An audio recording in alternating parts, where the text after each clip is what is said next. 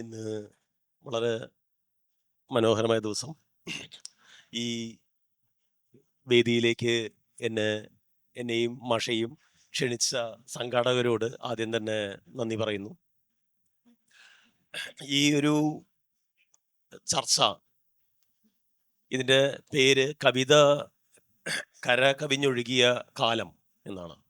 ഇതിൽ നമ്മൾ പ്രധാനമായിട്ടും ഉദ്ദേശിക്കുന്നത് സച്ചിദാനന്ദ മാഷുടെ ഒരു ഒരു വലിയ ലൈഫ്, ആ വലിയ ലൈഫ് ഒരു 50 മിനിറ്റിൽ അല്ലെങ്കിൽ 40 മിനിറ്റിൽ ചുരുക്കുക എന്നുള്ളതാണ് നമ്മൾ ഉദ്ദേശിക്കുന്നത്. അത് മാഷുടെ ആ ഒരു ലൈഫിൻ്റെ ഒരു ചരിത്രം ഇവിടെ നമ്മൾ സംസാരിക്കാൻ ആണ് ഉദ്ദേശിക്കുന്നത്. എങ്ങനെയാണ് മാഷ് കവിത എഴുതി തുടങ്ങിയത് എന്നുള്ളതും ഇന്ന് എവിടെയാണ് മാഷുടെ ആ ഒരു യാത്ര ഉണ്ടല്ലോ, അതാണ് ഉദ്ദേശിക്കുന്നത്. പൊതുവേ എനിക്ക് തോന്നുന്നു അതുകൊണ്ടായിരിക്കും ഈ കര കവിഞ്ഞൊഴുകിയ കാലം എന്ന് പറഞ്ഞ ഒരു പുഴയുമായിട്ടുള്ള ഒരു മെറ്റഫർ അവിടെ വന്നതെന്ന് തോന്നുന്നു. കാരണം പുഴ തുടങ്ങുന്ന ഗ്ലേഷ്യറിൽ നിന്ന് പുഴ തുടങ്ങി പിന്നെ പിന്നെ പതുക്കെ താഴോട്ട് വന്ന് അതിങ്ങനെ വീതി കൂടി പതുക്കെ അതിലെ കല്ലും മണ്ണും പ്രശ്നങ്ങളൊക്കെ ആയിട്ട് ഈ പുഴ അത് സ്വയമായി അതിങ്ങനെ വീതി കൂടി കൂടി വന്ന് അവസാനം അത് കടലിൻ്റെ അടുത്തേക്ക് ചെല്ലുമ്പോഴേക്കും ഭയങ്കര ശാന്തമായി, ആദ്യത്തെ ഒരു തുള്ളിക്കളിയും എല്ലാം ഇല്ലാതെ വളരെ ശാന്തമായ രീതിയിലാണ് ആ ഒരു പുഴയുടെ ഒരു വരവ്. ആ ഒരു വരവ് തന്നെയാണ് ഇന്ന് നമ്മൾ അതിൻ്റെ ചില ഭാഗങ്ങൾ ഒന്ന് കണ്ടെത്താനാണ് നമ്മൾ ശ്രമിച്ചുകൊണ്ടിരിക്കുന്നത്.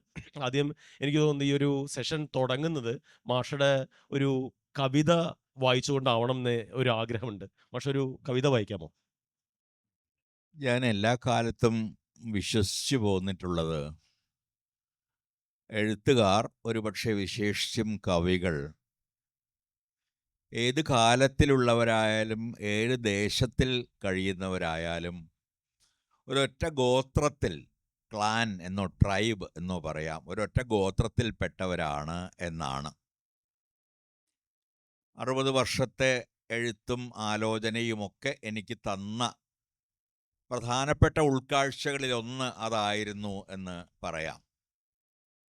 ഞാൻ ഷേക്സ്പിയറിൻ്റെ ഹാംലെറ്റ് വായിക്കുമ്പോൾ to be or not to be എന്ന ചോദ്യം, അത് പഴയകാലത്ത് ഹാംലെറ്റ് രാജകുമാരൻ ചോദിച്ച ചോദ്യം മാത്രമല്ല, നാം എല്ലാം നമ്മോട് തന്നെ ചോദിക്കുന്ന ചോദ്യമാണ് എന്ന് തോന്നിയിട്ടുണ്ട്. അല്ലെങ്കിൽ നാം കബീറിൻ്റെ അല്ലെങ്കിൽ മീരാബായിയുടെ ഒക്കെ കവിതകൾ വായിക്കുമ്പോഴും അവർ സംസാരിച്ചത് അവരുടെ കാലത്തോട് മാത്രമല്ല നമ്മുടെ കാലത്തോട് കൂടിയാണ് എന്ന തോന്നൽ ഉണ്ടായിട്ടുണ്ട്. ആ ഒരു തോന്നലിന് ഒരു കവിതയുടെ രൂപം നൽകിയതാണ് ഇത്. ഗദ്യത്തിൽ എഴുതപ്പെട്ട ഒരു കവിതയാണ് ഗോത്രം. ഇപ്പോൾ അങ്ങനെ പറയേണ്ട കാര്യമില്ലെങ്കിലും ഗോത്രം. മെക്സിക്കോവിലെ ആസ്തക് ഗോത്രക്കാർ പൂമ്പാറ്റകൾ മരിച്ചവരുടെ ആത്മാക്കളാണ് എന്ന് വിശ്വസിക്കുന്നു. യുദ്ധങ്ങളിൽ കൊല്ലപ്പെട്ട യുവാക്കൾ മുതൽ പ്രസവത്തിൽ മരിച്ച അമ്മമാർ വരെ. എൻ്റെ ഗോത്രക്കാർ കരുതുന്നത് രാഷ്ട്രങ്ങളുടെ അതിർത്തികൾ വരച്ചിരിക്കുന്നത് അതിർത്തി യുദ്ധങ്ങളിൽ ചാവേറുകളായവരുടെ ചോരയും അവരുടെ അമ്മമാരുടെ കണ്ണീരും കൊണ്ടാണ് എന്നാണ്. ദൈവത്തിന് ജാതിയോ മതമോ വർണ്ണമോ വംശമോ ലിംഗമോ ഇല്ലെന്നും, ഞങ്ങളുടെ രാജ്യത്തിൻ്റെ അതിർത്തി ആകാശമാണ്, അവിടെ രാജാക്കളോ പ്രജകളോ ഇല്ല, എല്ലാവർക്കും എല്ലാ ഭാഷയും അറിയാം, കാക്കകൾ മലയാളം പറയും പോലെ തന്നെ മരംകൊത്തികൾ സ്പാനിഷും പറയും, എല്ലാ വാതിലുകളും തുറന്നു കിടക്കുന്നു, പൂച്ചകൾക്കും മനുഷ്യർക്കും വാൽ നക്ഷത്രങ്ങൾക്കുമായി. ഭൂതം വർത്തമാനം ഭാവി ഇവ തമ്മിൽ ഒരു വിഭജനവുമില്ല, വ്യാകരണം അവയ്ക്ക് കാവൽ നിൽക്കുന്നില്ല. ഞങ്ങളിൽ ഒരാൾ മരിച്ചാൽ ചടങ്ങ് ലളിതമാണ്, പകരം മറ്റൊരാൾ ഗോത്രത്തിൽ പിറക്കും വരെ ഞങ്ങൾ ഇല പൊഴിച്ചുകൊണ്ടിരിക്കും. പിന്നെ പെട്ടെന്ന് ഒരു മണി പോലും അടിക്കാതെ വസന്തം വരും. ഞങ്ങൾ ഭൂമിയിലെ ഏറ്റവും പഴയ ഗോത്രമാണ്, ഏറ്റവും ചെറിയതും. ഒരു തത്തയുടെ ചിറകിലുള്ള അക്ഷരമാണ് ഞങ്ങളുടെ ഗോത്രചിഹ്നം. തത്തകളും അക്ഷരങ്ങളും നിലനിൽക്കുവോളം ഞങ്ങളുമുണ്ടാകും എന്നാണ് ഞങ്ങളുടെ വിശ്വാസം. 5 പേർ ഒന്നിച്ചുകൂടി ചിരിക്കുന്നിടത്തെല്ലാം അവരിൽ ഒരാളായി ഞങ്ങളിലൊരാൾ ഉണ്ടാകും, ഒരാൾ ഒറ്റയ്ക്ക് കരയുന്നിടത്തും, ഒരാൾ ഒറ്റയ്ക്ക് കരയുന്നിടത്തും.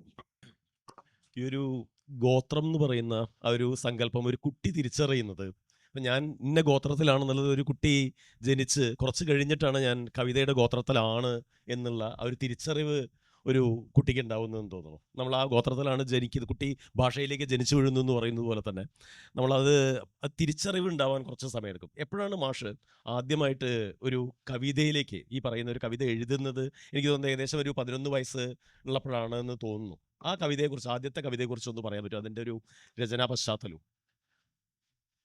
അതെ, ഞാനൊരു കവിയാണ് എന്ന് എനിക്കിപ്പോഴും തോന്നിയിട്ടില്ല എന്നതാണ് വാസ്തവം. എന്നാൽ കവിത വളരെ കുട്ടിക്കാലത്തെ എൻ്റെ കൂടെ പോകുന്നു. പറഞ്ഞതുപോലെ 11ാമത്തെ വയസ്സിലാണ് ഞാൻ ആദ്യത്തെ കവിത എഴുതുന്നത്. 11ാമത്തെ 11 വയസ്സുള്ള ഒരു കുട്ടി ഒരിക്കലും എഴുതാൻ പാടില്ലാത്ത കവിതയാണ്. കാരണം അത് നശ്വരതയെക്കുറിച്ചുള്ളൊരു കവിതയാണ്. ഈയാമ്പാറ്റകൾ എന്ന് പറഞ്ഞ കവിത. മഴ പെയ്യുമ്പോൾ നിങ്ങൾ കണ്ടിട്ടുണ്ടാവും, ഈയാമ്പാറ്റകൾ പൊങ്ങി വരികയും പെട്ടെന്ന് തന്നെ ചിറക് കൊഴിഞ്ഞ് വീഴുകയും ചെയ്യുന്നത്. അപ്പം മനുഷ്യൻ അത് വളരെ കുട്ടിക്കാലത്ത് എങ്ങനെയോ ഉണ്ടായ ഒരു തിരിച്ചറിവാണ്. ഒരു പക്ഷേ ആശാനെയൊക്കെ വളരെ കുട്ടിക്കാലം തൊട്ട് വായിച്ചത് കൊണ്ടാവാം ഈ മനുഷ്യരുടെ നശ്വരതയെക്കുറിച്ചുള്ള അറിവ്. നമ്മളിങ്ങനെ വലിയ അഹങ്കാരമൊക്കെ പറയും, നേരത്തെ ആരോ സമ്മാനങ്ങളെ പറ്റിയൊക്കെ ചോദിക്കുന്ന കേട്ടു, ഇതൊക്കെ പറയുമെങ്കിലും ആത്യന്തികമായി നമ്മൾ ഈ മഹാപ്രപഞ്ചത്തിൻ്റെ ഏതോ ഒരു ചെറിയ മൂലയിലുള്ള ഒരു ചെറിയ ഗ്രഹത്തിൻ്റെ അതിൻ്റെയും ചെറിയ മൂലയിലുള്ള ചെറിയൊരു ജീവിയാണ് എന്ന ഈ തിരിച്ചറിവ് പലപ്പോഴും തത്വചിന്താപരമായൊരു തിരിച്ചറിവാണ്, ക്രമേണ ഉണ്ടാകേണ്ടതാണ്. പക്ഷേ അത് വളരെ നേരത്തെ ഉണ്ടായിപ്പോയ ഒരാളാണ് ഞാൻ. ഇന്നും ആ തിരിച്ചറിവ് എന്നെ നയിക്കുന്നുണ്ട്. നാം ഈ പറയുന്ന പോലെയുള്ള മഹാന്മാരൊന്നുമല്ല, ഈ മനുഷ്യവംശം തന്നെ ഇപ്പോൾ കാലാവസ്ഥാ വ്യതിയാനമൊക്കെ കൊണ്ട് ഉണ്ടാകാതായി എന്ന് വരാം. അപ്പോൾ നമ്മൾ ഏതോ ഒരു മൂലയ്ക്കിലിരിക്കുന്ന, പല കാര്യങ്ങളും അറിയാത്ത, ഒരുപാട് ഗ്രഹങ്ങളെയും നക്ഷത്രങ്ങളെയും കുറിച്ചൊന്നും അറിയാത്ത മനുഷ്യരാണ്. ഈ ഒരു തിരിച്ചറിവിൻ്റെ ആദ്യത്തെ ഒരു സ്ഫുരണമായിരുന്നു വേണമെങ്കിൽ എന്ന് പറയാം ആ ഈയാമ്പാറ്റകൾ എന്നുള്ള കവിത. അതിനെക്കുറിച്ച് പിന്നീട് ഞാൻ ചില ആഖ്യാന കവിതകൾ എഴുതി. ഇതൊക്കെ സ്കൂൾ മാസികകളിലാണ് വരുന്നത് ആ കാലത്ത്. പിന്നെ നാട്ടിൻപുറങ്ങളിൽ കയ്യെഴുത്ത് മാസികകളുണ്ട്. അച്ചടി വളരെ വില കൂടിയ ഏർപ്പാടായതുകൊണ്ട് കൈ കൊണ്ട് എഴുതുന്ന മാസികകളുണ്ടാവും. അതിൽ നല്ല വാസനയുള്ള ആളുകൾ ചിത്രങ്ങളൊക്കെ വരയ്ക്കും. അങ്ങനെയാണ് രണ്ടാമത്തെ കവിത. അതൊരു ഞാൻ പതിവായിട്ട് കാണാറുള്ള ഒരു കാളവണ്ടിക്കാരൻ്റെ ഒരു ജീവിത കഥ പോലുള്ളൊരു നെരേറ്റീവ് പോയം, ആഖ്യാന കവിതയാണ്. ഇങ്ങനെയൊക്കെയാണ് എൻ്റെ തുടക്കം. അന്നൊന്നും ഞാൻ പിന്നീട് കുറച്ചെങ്കിലുമൊക്കെ ആളുകൾ അറിയുകയും സ്നേഹിക്കുകയും ഒക്കെ ചെയ്യുന്നൊരു കവിയാകുമെന്നൊന്നും സങ്കല്പിച്ചിട്ടില്ല. ഇതെങ്ങനെ വന്നു, വന്നതിനെ പിന്തുടർന്ന് ഞാനും ചിലതൊക്കെ എഴുതി. ഇന്നും വാസ്തവത്തിൽ ഞാൻ അതൊക്കെ തന്നെയേ ചെയ്യുന്നുള്ളൂ. മനസ്സിൽ ചിലപ്പോൾ ചില വരികൾ വരുന്നു, എൻ്റെ പങ്കാളിക്കറിയാം. ചിലപ്പോൾ രാത്രി 2 മണിക്ക് ഉറക്കത്തിൽ എണീറ്റ് ഞാൻ പോയി ഒരു കടലാസിൽ എന്തെങ്കിലും കുറിച്ചിടുന്നത്. അതായിരിക്കും പിറ്റേ ദിവസം ഒരുപക്ഷെ ഒരു കവിതയായിട്ട് വികസിക്കുന്നത്. ചിലപ്പോൾ എനിക്ക് മനസ്സിലാവുക തന്നെയില്ല ആ എഴുതിയിട്ടത് എന്തായിരുന്നു എന്ന്. അപ്പോൾ അന്ന് മുതൽ ഇന്നേ വരെ കവിതയെ ഞാൻ പിന്തുടരുകയോ കവിത എന്നെ പിന്തുടരുകയോ എന്ന് അറിയാത്ത തരത്തിലുള്ളൊരു ജീവിതമാണ് ഞാൻ നയിച്ചു പോന്നിട്ടുള്ളത്. അപ്പോൾ ഈ പറഞ്ഞതുപോലെ 11-12 വയസ്സിലൊക്കെയാണ് ആദ്യത്തെ കവിത എന്നതിനെ വിളിക്കാമെങ്കിൽ രചനകൾ ഞാൻ നടത്തുന്നത്. എനിക്ക് തോന്നുന്നത് ഈ ഒരു പാർക്ക്, ഈ ഒരു സ്പേസ് മാഷക്കൊട്ടും പുതിയതല്ലെന്ന് തോന്നുന്നു. കാരണം വെച്ചാൽ നമ്മൾ മഹാരാജാസ് കോളേജിൻ്റെ തൊട്ടടുത്താണ്. അപ്പോൾ ഈ ഒരു ആദ്യത്തെ ആ സ്കൂൾ ജീവിതം, അല്ലെങ്കിൽ 11 വയസ്സായ കുട്ടിയിൽ നിന്ന് എനിക്ക് തോന്നുന്നു മാഷ് കോളേജിലൊക്കെ എത്തുന്ന സമയത്താണ് എനിക്ക് ജയകേരളത്തിൽ തന്നെ ആദ്യമായിട്ട് പുറത്തുള്ളൊരു മാഗസീനിൽ പബ്ലിഷ് ചെയ്യുന്നത് എന്ന് തോന്നുന്നു അല്ലേ? അപ്പോൾ ആ അതെ. ഒരു സമയത്ത് മാഷ് ക്രൈസ്റ്റിൽ പഠിക്കുന്നു, അതുപോലെ തന്നെ മഹാരാജാസിൽ പഠിക്കുന്നു. ഡോക്ടർ എം ലീലാവതിയൊക്കെ അന്നത്തെ കാലത്ത് ഒരുപക്ഷെ അധ്യാപകരായിരുന്നിരിക്കാം, എസ് ഗുപ്തൻ നായർ, അവരെല്ലാവരും തന്നെ ആ ഒരു കാലഘട്ടത്തിലായിരിക്കും. ഇപ്പം നേരത്തെ ഈയാമ്പാറ്റകളുടെ ഒരു കാര്യം പറഞ്ഞല്ലോ മാഷ്. അപ്പോൾ ആ ഒരു ഫിലോസഫിക്കലായിട്ടുള്ള ഒരു റീഡിങ് മാഷുടെ കവിതകളിൽ, അതായത് എനിക്ക് തോന്നിയിട്ടുള്ള 2 കാര്യങ്ങൾ, ഒന്ന് ചരിത്രവും അതേപോലെ തന്നെ അതിൻ്റെ കൂടെ തന്നെ ആദ്യകാല കവിതകളിൽ ഒരു ഫിലോസഫിയും. ഇത് രണ്ടും ത്രൂ ഔട്ട് ആയിട്ട് മാഷുടെ കവിതകളിൽ ഇങ്ങനെയുണ്ട്. അത് ഇന്നും ഉണ്ട്, അന്നും ഉണ്ട്. എല്ലാ കവിതകളിലും ഒരു ഒരു ഒരു ത്രെഡ് പോലെ ഇങ്ങനെ പിടിച്ചു വന്നത്. അത് ഏകദേശം ഒരു കോളേജ് കാലഘട്ടത്തിൽ നിന്നാണോ തുടങ്ങിയത്? ഈ സാർത്തർ അല്ലെങ്കിൽ അതുപോലുള്ള വായന, പിന്നീട് സാർത്തറിനെ കുറിച്ചൊരു ബുക്ക് മാഷ് എഴുതിയിട്ടുണ്ട്. വളരെ നന്ദി. അതിൻ്റെ ഉത്തരം അനന്തമാണ്. ഞാൻ വളരെ കുറച്ച് സമയത്തിൽ 2-3 മിനിറ്റ് കൊണ്ട് അത് പറയാൻ ശ്രമിക്കാം. ഒന്ന് എൻ്റെ എഴുത്തിനും എത്രയോ മുമ്പ് എൻ്റെ വായന ആരംഭിച്ചു. പ്രൈമറി സ്കൂളിൽ വെച്ച് സാധാരണ കുട്ടികളെ പോലെ കുട്ടികൾക്കുള്ള പുസ്തകങ്ങൾ അധികം വായിച്ചു. പക്ഷേ അപ്പർ പ്രൈമറി സ്കൂളിലൊക്കെ എത്തുന്നതോടുകൂടി ഞാൻ വളരെ സാധാരണ സ്കൂളുകളിലാണ് പഠിച്ചത്. ഒരു ഗവൺമെൻറ് സ്കൂളിലും പിന്നീട് ഒരു SNDPയുടെ ഒരു അപ്പർ പ്രൈമറിയിലും പിന്നെ ഒരു ഗവൺമെൻറ് ഹൈസ്കൂളിലും ഒക്കെ പഠിച്ച ആളാണ്. മലയാളം മാധ്യമത്തിൽ തന്നെ പഠിച്ച ആളുമാണ്. അപ്പോൾ അന്ന് ഈ സ്കൂളിൽ വെച്ച് അപ്പർ പ്രൈമറി ഒക്കെ ആകുമ്പോഴേക്ക് ഞാൻ പതുക്കെ ധാരാളം മലയാളത്തിലുള്ള കൃതികൾ വായിക്കുന്നു. തകഴിയെയും ഉറൂബിനെയും അതോടൊപ്പം തന്നെ ആശാനെയും വൈലോപ്പിള്ളി എടശ്ശേരിയൊക്കെ വായിക്കാൻ തുടങ്ങുന്നു. അവരുടെ കവിതകളൊക്കെ അന്ന് മാതൃഭൂമിയിലൊക്കെ വരുന്ന കാലമാണ്. അതോടൊപ്പം ഒരുപാട് പരിഭാഷകൾ വായിക്കുന്നു, പ്രത്യേകിച്ചും നോവലുകളുടെ പരിഭാഷകൾ. ഡോസ്റ്റോയെവ്സ്കി ആയാലും ടോൾസ്റ്റോയ് ആയാലും അങ്ങനെ അത് അത്ര പേരുകൾ പറയുന്നില്ല, നിങ്ങൾക്കറിയാം. പ്രേംചന്ദ്, ജയനേന്ദ്രകുമാർ, എത്ര പേരുകൾ വേണമെങ്കിൽ പറയാം. ഇതൊക്കെ അടുക്കി വച്ചിരുന്ന ഒരു വായനശാല ഞങ്ങളുടെ ചെറിയ ഗ്രാമത്തിൽ, കൊടുങ്ങല്ലൂരിനടുത്തുള്ള പുല്ലൂറ്റ് എന്ന ഗ്രാമത്തിലുണ്ടായിരുന്നു. ആശാൻ സ്മാരക വായനശാല എന്നായിരുന്നു അതിൻ്റെ പേര്. അതിൽ നിന്നാണ് ഞാൻ വാസ്തവത്തിൽ ഇന്ന് തിരിഞ്ഞു നോക്കുമ്പോൾ ഗൗരവമായ വായന എന്നതിന് വിളിക്കാമെങ്കിൽ വായന ആരംഭിക്കുന്നത്. കാരണം 12-13 വയസ്സുള്ള കുട്ടികളല്ല, എനിക്കറിയാം കുറ്റവും ശിക്ഷയും വായിക്കേണ്ടത്, അല്ലെങ്കിൽ കരാമസവും സഹോദരന്മാരൊക്കെ വായിക്കേണ്ടത് എന്ന്. പക്ഷേ ഭാഗ്യവശാലോ നിർഭാഗ്യവശാലോ ഞാൻ ആ കാലത്ത് തന്നെ ഈ രീതിയിലുള്ള വായന ആരംഭിക്കുകയും ഈ വായനയിലെല്ലാം ഇപ്പോൾ ശ്യാം പറഞ്ഞ ഘടകങ്ങൾ ഞാൻ കണ്ടെത്തുകയും ചെയ്തു. ഒന്ന്, ഈ പറഞ്ഞ ഓർമ്മയുടെ ചരിത്രമെന്ന് പറയുന്നത് അസൽ ഓർമ്മയാണ്. നമ്മൾ ആപത്തിൻ്റെ നിമിഷത്തിൽ എത്തിപ്പിടിക്കുന്ന ഒരു ഓർമ്മയാണ് ചരിത്രം എന്നൊക്കെ വാൾട്ടർ ബെന്യാമിനൊക്കെ പറഞ്ഞു. അപ്പോൾ അത്തരത്തിലെ ഓർമ്മയുടെ അല്ലെങ്കിൽ ചരിത്രത്തിൻ്റെ ഒരു ഘടകം. മറ്റൊന്ന് തത്വചിന്തയുടേതെന്ന് വിളിക്കാവുന്ന, ആ ജാർഗണുള്ള തത്വചിന്തയല്ല, പക്ഷേ ദർശനത്തിൻ്റെതായ ഒരു ഘടകം. ഇതെല്ലാം എനിക്ക് ഇഷ്ടപ്പെട്ട കൃതികളിലെല്ലാം നിരന്തരമായി കാണുകയുണ്ടായി. ഞാൻ നേരത്തെ പറഞ്ഞ ടോൾസ്റ്റോയുടെ, ഡോസ്റ്റോയെവ്സ്കിയുടെ കൃതികൾ വായിക്കുന്നത്, അല്ലെങ്കിൽ കുഞ്ഞിക്കുട്ടൻ തമ്പുരാൻ്റെ മഹാഭാരത, കുഞ്ഞിക്കുട്ടൻ തമ്പുരാൻ്റെ നാട്ടിൽ നിന്നാണ് ഞാൻ വരുന്നത്, അതുകൊണ്ട് കുഞ്ഞിക്കുട്ടൻ തമ്പുരാൻ്റെ മഹാഭാരത പരിഭാഷ വായിക്കുന്നത് അല്പം കൂടി കഴിഞ്ഞിട്ടാണത്. ഹൈസ്കൂൾ കഴിഞ്ഞ ഒരു സമയത്താണ് ഒരു വെക്കേഷനിൽ മുഴുവനിരുന്ന് മഹാഭാരതം മുഴുവൻ തന്നെ വായിക്കുന്നത്. അതൊക്കെ ഞാൻ വായിക്കുന്നത് എൻ്റെ രീതിയിലുമായിരുന്നു എന്ന് തിരിഞ്ഞ് നോക്കുമ്പോൾ തോന്നുന്നു. കാരണം മഹാഭാരതത്തെ എല്ലാവരും വായിക്കുക ഒരു പക്ഷേ ഒരു വലിയ യുദ്ധത്തിൻ്റെ വർണ്ണനയായിട്ടും യുദ്ധത്തെക്കുറിച്ചുള്ളൊരു കാവ്യവുമായിട്ടാണ്. ഞാൻ വായിച്ചത് യുദ്ധത്തിൻ്റെ വ്യർത്ഥതയെക്കുറിച്ചുള്ളൊരു കാവ്യമായിട്ടാണ്. കാരണം അതിൻ്റെ അവസാനം പാണ്ഡവർ ജയിച്ചു എന്ന് നാം പറയുന്ന പാണ്ഡവർ നടന്നു പോകുന്നത് ഈ ഒരു മരുഭൂമി പോലുള്ളൊരു സ്ഥലത്തുകൂടിയാണ്. എല്ലാ മരങ്ങളും വെട്ടിവീഴ്ത്തപ്പെട്ടിരിക്കുന്നു, മൃഗങ്ങളുടെ ജഡങ്ങൾ അവിടെ അടിഞ്ഞുകൂടിയിരിക്കുന്നു, ചെറുപ്പക്കാരായ അനേകം മനുഷ്യരവരെ രക്തമൊലിച്ച് മരിച്ചു കിടക്കുന്നു. ഈ തരത്തിലുള്ള ഒരു ഭൂമിയിലൂടെ നടന്നു പോകുന്ന പാണ്ഡവർ ചോദിക്കുന്നുണ്ട് മഹാഭാരതത്തിൽ, എന്തിനായിരുന്നു നമ്മൾ ഈ യുദ്ധം ചെയ്തത്, നമ്മുടെ വിജയത്തിൻ്റെ അർത്ഥം എന്താണ് എന്ന്. അതുതന്നെയാണ് പിന്നീട് വ്യാസൻ്റെ അവസാനത്തെ കൈ ഉയർത്തിയുള്ള നിലവിളിയിലേക്ക് നയിക്കുന്നത്. അപ്പം ഇങ്ങനെ അതിനെ വേണമെങ്കിൽ ഒരു കൗണ്ടർ റീഡിങ് അല്ലെങ്കിൽ പ്രതിവായന എന്നൊക്കെ പറയും. സാധാരണ ആളുകൾ വായിക്കുന്ന പോലെയല്ല ഞാൻ രാമായണവും മഹാഭാരതവും ഒക്കെ വായിച്ചിട്ടുള്ള വേറൊരു രീതിയിലാണ്. യുദ്ധത്തിൻ്റെ വ്യർത്ഥതയെക്കുറിച്ച് കൂടിയുള്ള കാവ്യങ്ങളായ, അല്ലെങ്കിൽ നന്മയും തന്മയും തമ്മിലുള്ള കറുപ്പും വെളുപ്പും യുദ്ധം ആയിട്ടല്ല വായിച്ചിട്ടുള്ളത്. അതിൻ്റെ അകത്തുള്ള തത്വചിന്തയിൽ ഈ ഒരു ഘടകം ഭയങ്കരമായിട്ടുണ്ട്. യുദ്ധത്തിൻ്റെയൊക്കെ ആത്യന്തികമായ നിരർത്ഥകതയെക്കുറിച്ചുള്ളൊരു ബോധം. അപ്പോൾ ആ കാലത്ത് മുതലേ ഈ രണ്ട് ഘടകങ്ങളും എൻ്റെ മുമ്പിലുണ്ട്. ആ കാലത്ത് മുതലേ അനേകം അധ്യാപകർ എന്നെ സ്വാധീനിക്കുന്നുണ്ട്. അനേകം, ഞാൻ അവരുടെ പേരുകൾ പറയുന്നത്, നീലകണ്ഠദാസ് എന്ന് പറഞ്ഞ ഒരു പണ്ഡിതനായിരുന്ന അധ്യാപകൻ, വൃത്തത്തെപ്പറ്റിയും കവിതയെപ്പറ്റിയുമുള്ള ആദ്യത്തെ അഗാധ ബോധങ്ങൾ എന്നിൽ ഉണ്ടാക്കുന്ന നീലകണ്ഠദാസാണ്. അത് കഴിഞ്ഞ് ഹൈസ്കൂളിലെത്തുമ്പോൾ രാഘവൻ മാഷ് എന്ന് പറഞ്ഞൊരു മാഷ് എന്നെ എല്ലാ കവിതാ മത്സരങ്ങൾക്ക് പറഞ്ഞയക്കുകയും ഞാൻ അദ്ദേഹത്തെ നിരാശപ്പെടുത്താതിരിക്കാൻ വേണ്ടി എന്തെങ്കിലുമൊക്കെ സർട്ടിഫിക്കറ്റുകളായിട്ട് വരികയൊക്കെ ചെയ്തിരുന്ന ഒരു കാലം. അതിനുശേഷമാണ് കോളേജിൽ പോകുന്നത്, ക്രൈസ്റ്റ് കോളേജിലേക്കും. ക്രൈസ്റ്റ് കോളേജിൽ ഞാൻ പഠിച്ചത് BSc സുവോളജിയാണ്, ജീവശാസ്ത്രമാണ്. അതൊക്കെ എൻ്റെ രൂപകങ്ങളൊക്കെ തപ്പിയാൽ അതിലൊക്കെ ഒരു പക്ഷേ അതിൻ്റെ ഘടകങ്ങൾ കാണും. ജീവശാസ്ത്രമാണ് പഠിച്ചത്.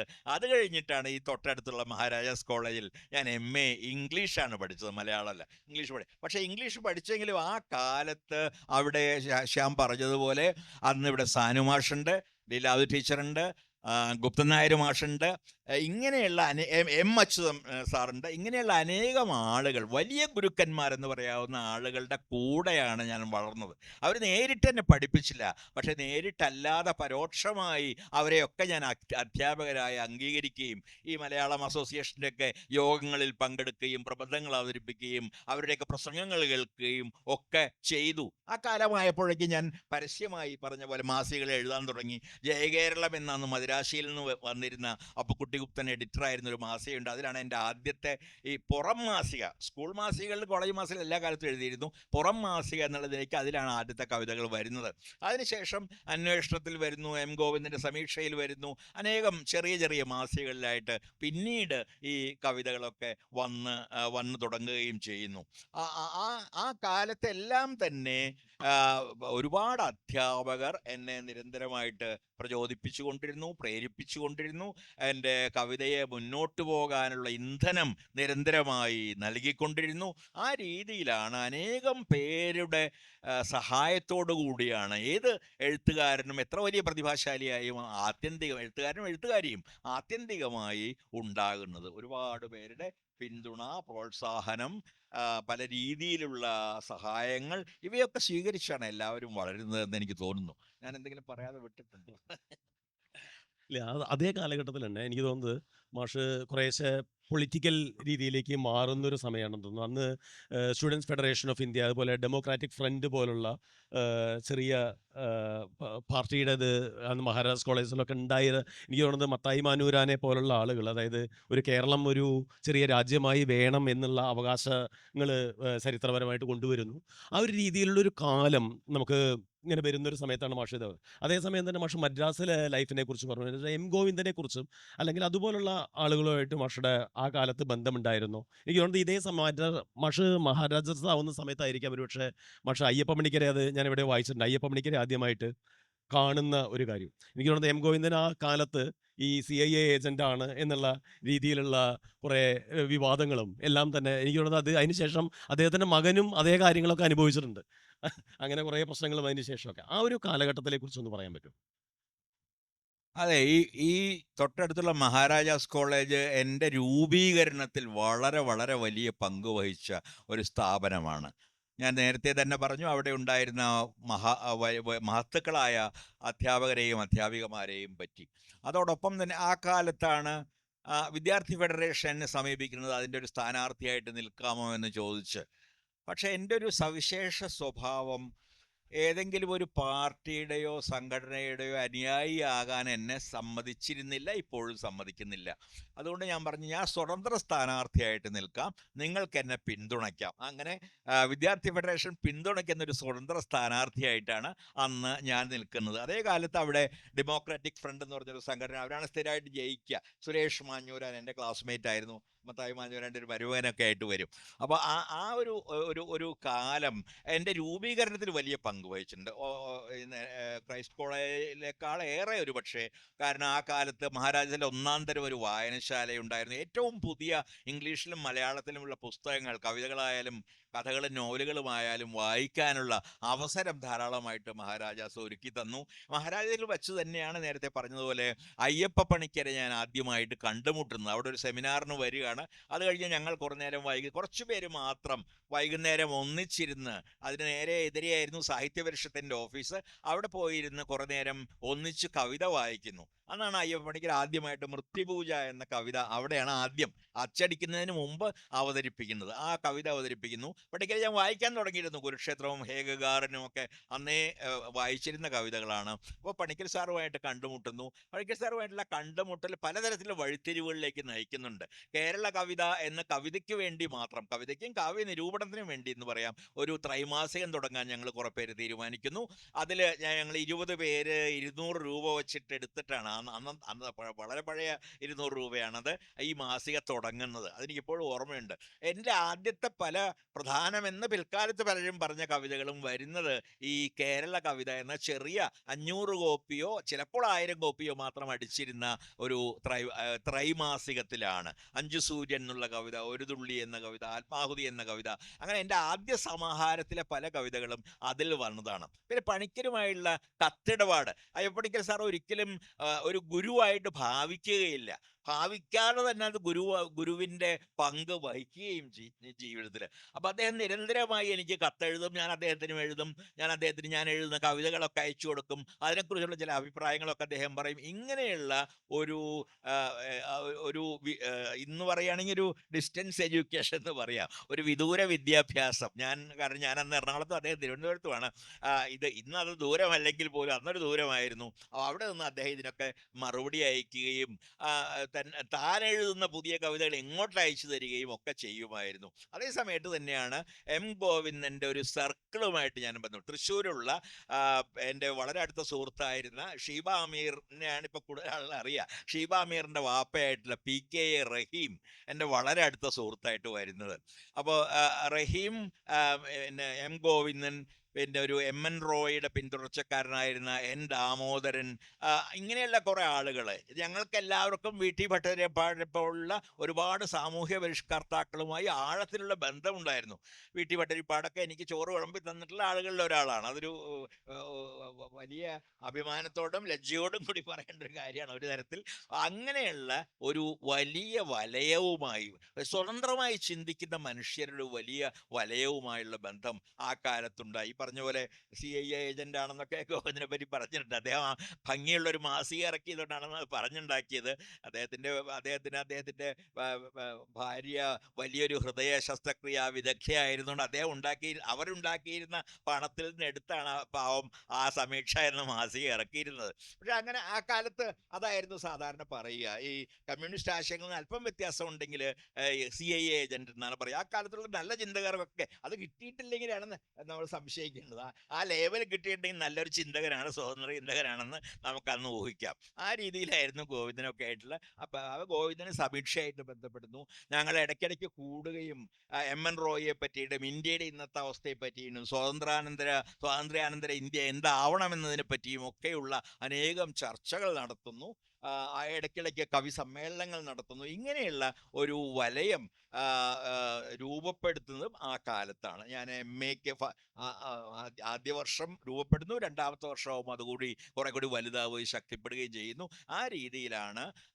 ആ രീതിയിലുള്ള ഗുരുക്കന്മാരും ചിന്തകരും വായനക്കാരുമൊക്കെയാണ് എൻ്റെ തന്നെ ജീവിതത്തെയും കവിതയും ഒക്കെ രൂപപ്പെടുത്തുന്നതിൽ വലിയൊരു പങ്ക് വഹിച്ചിട്ടുണ്ട്. അതുപോലെ ഈ കാലത്തിലുള്ള അഞ്ചുസൂര്യൻ എഴുതിയത്, അഞ്ചുസൂര്യൻ ഒന്ന് മഷു വായിക്കൂ. കാരണം അത് ഒരു തലമുറയെ മാറ്റിമറിച്ചൊരു കവിതയാണ്. ഭാഷാപരമായിട്ടൊരു പുതിയൊരു ഷിഫ്റ്റ് ഉണ്ടാക്കിയിട്ടുള്ളൊരു കവിതയാണ് മാഷുടെ അഞ്ചുസൂര്യൻ.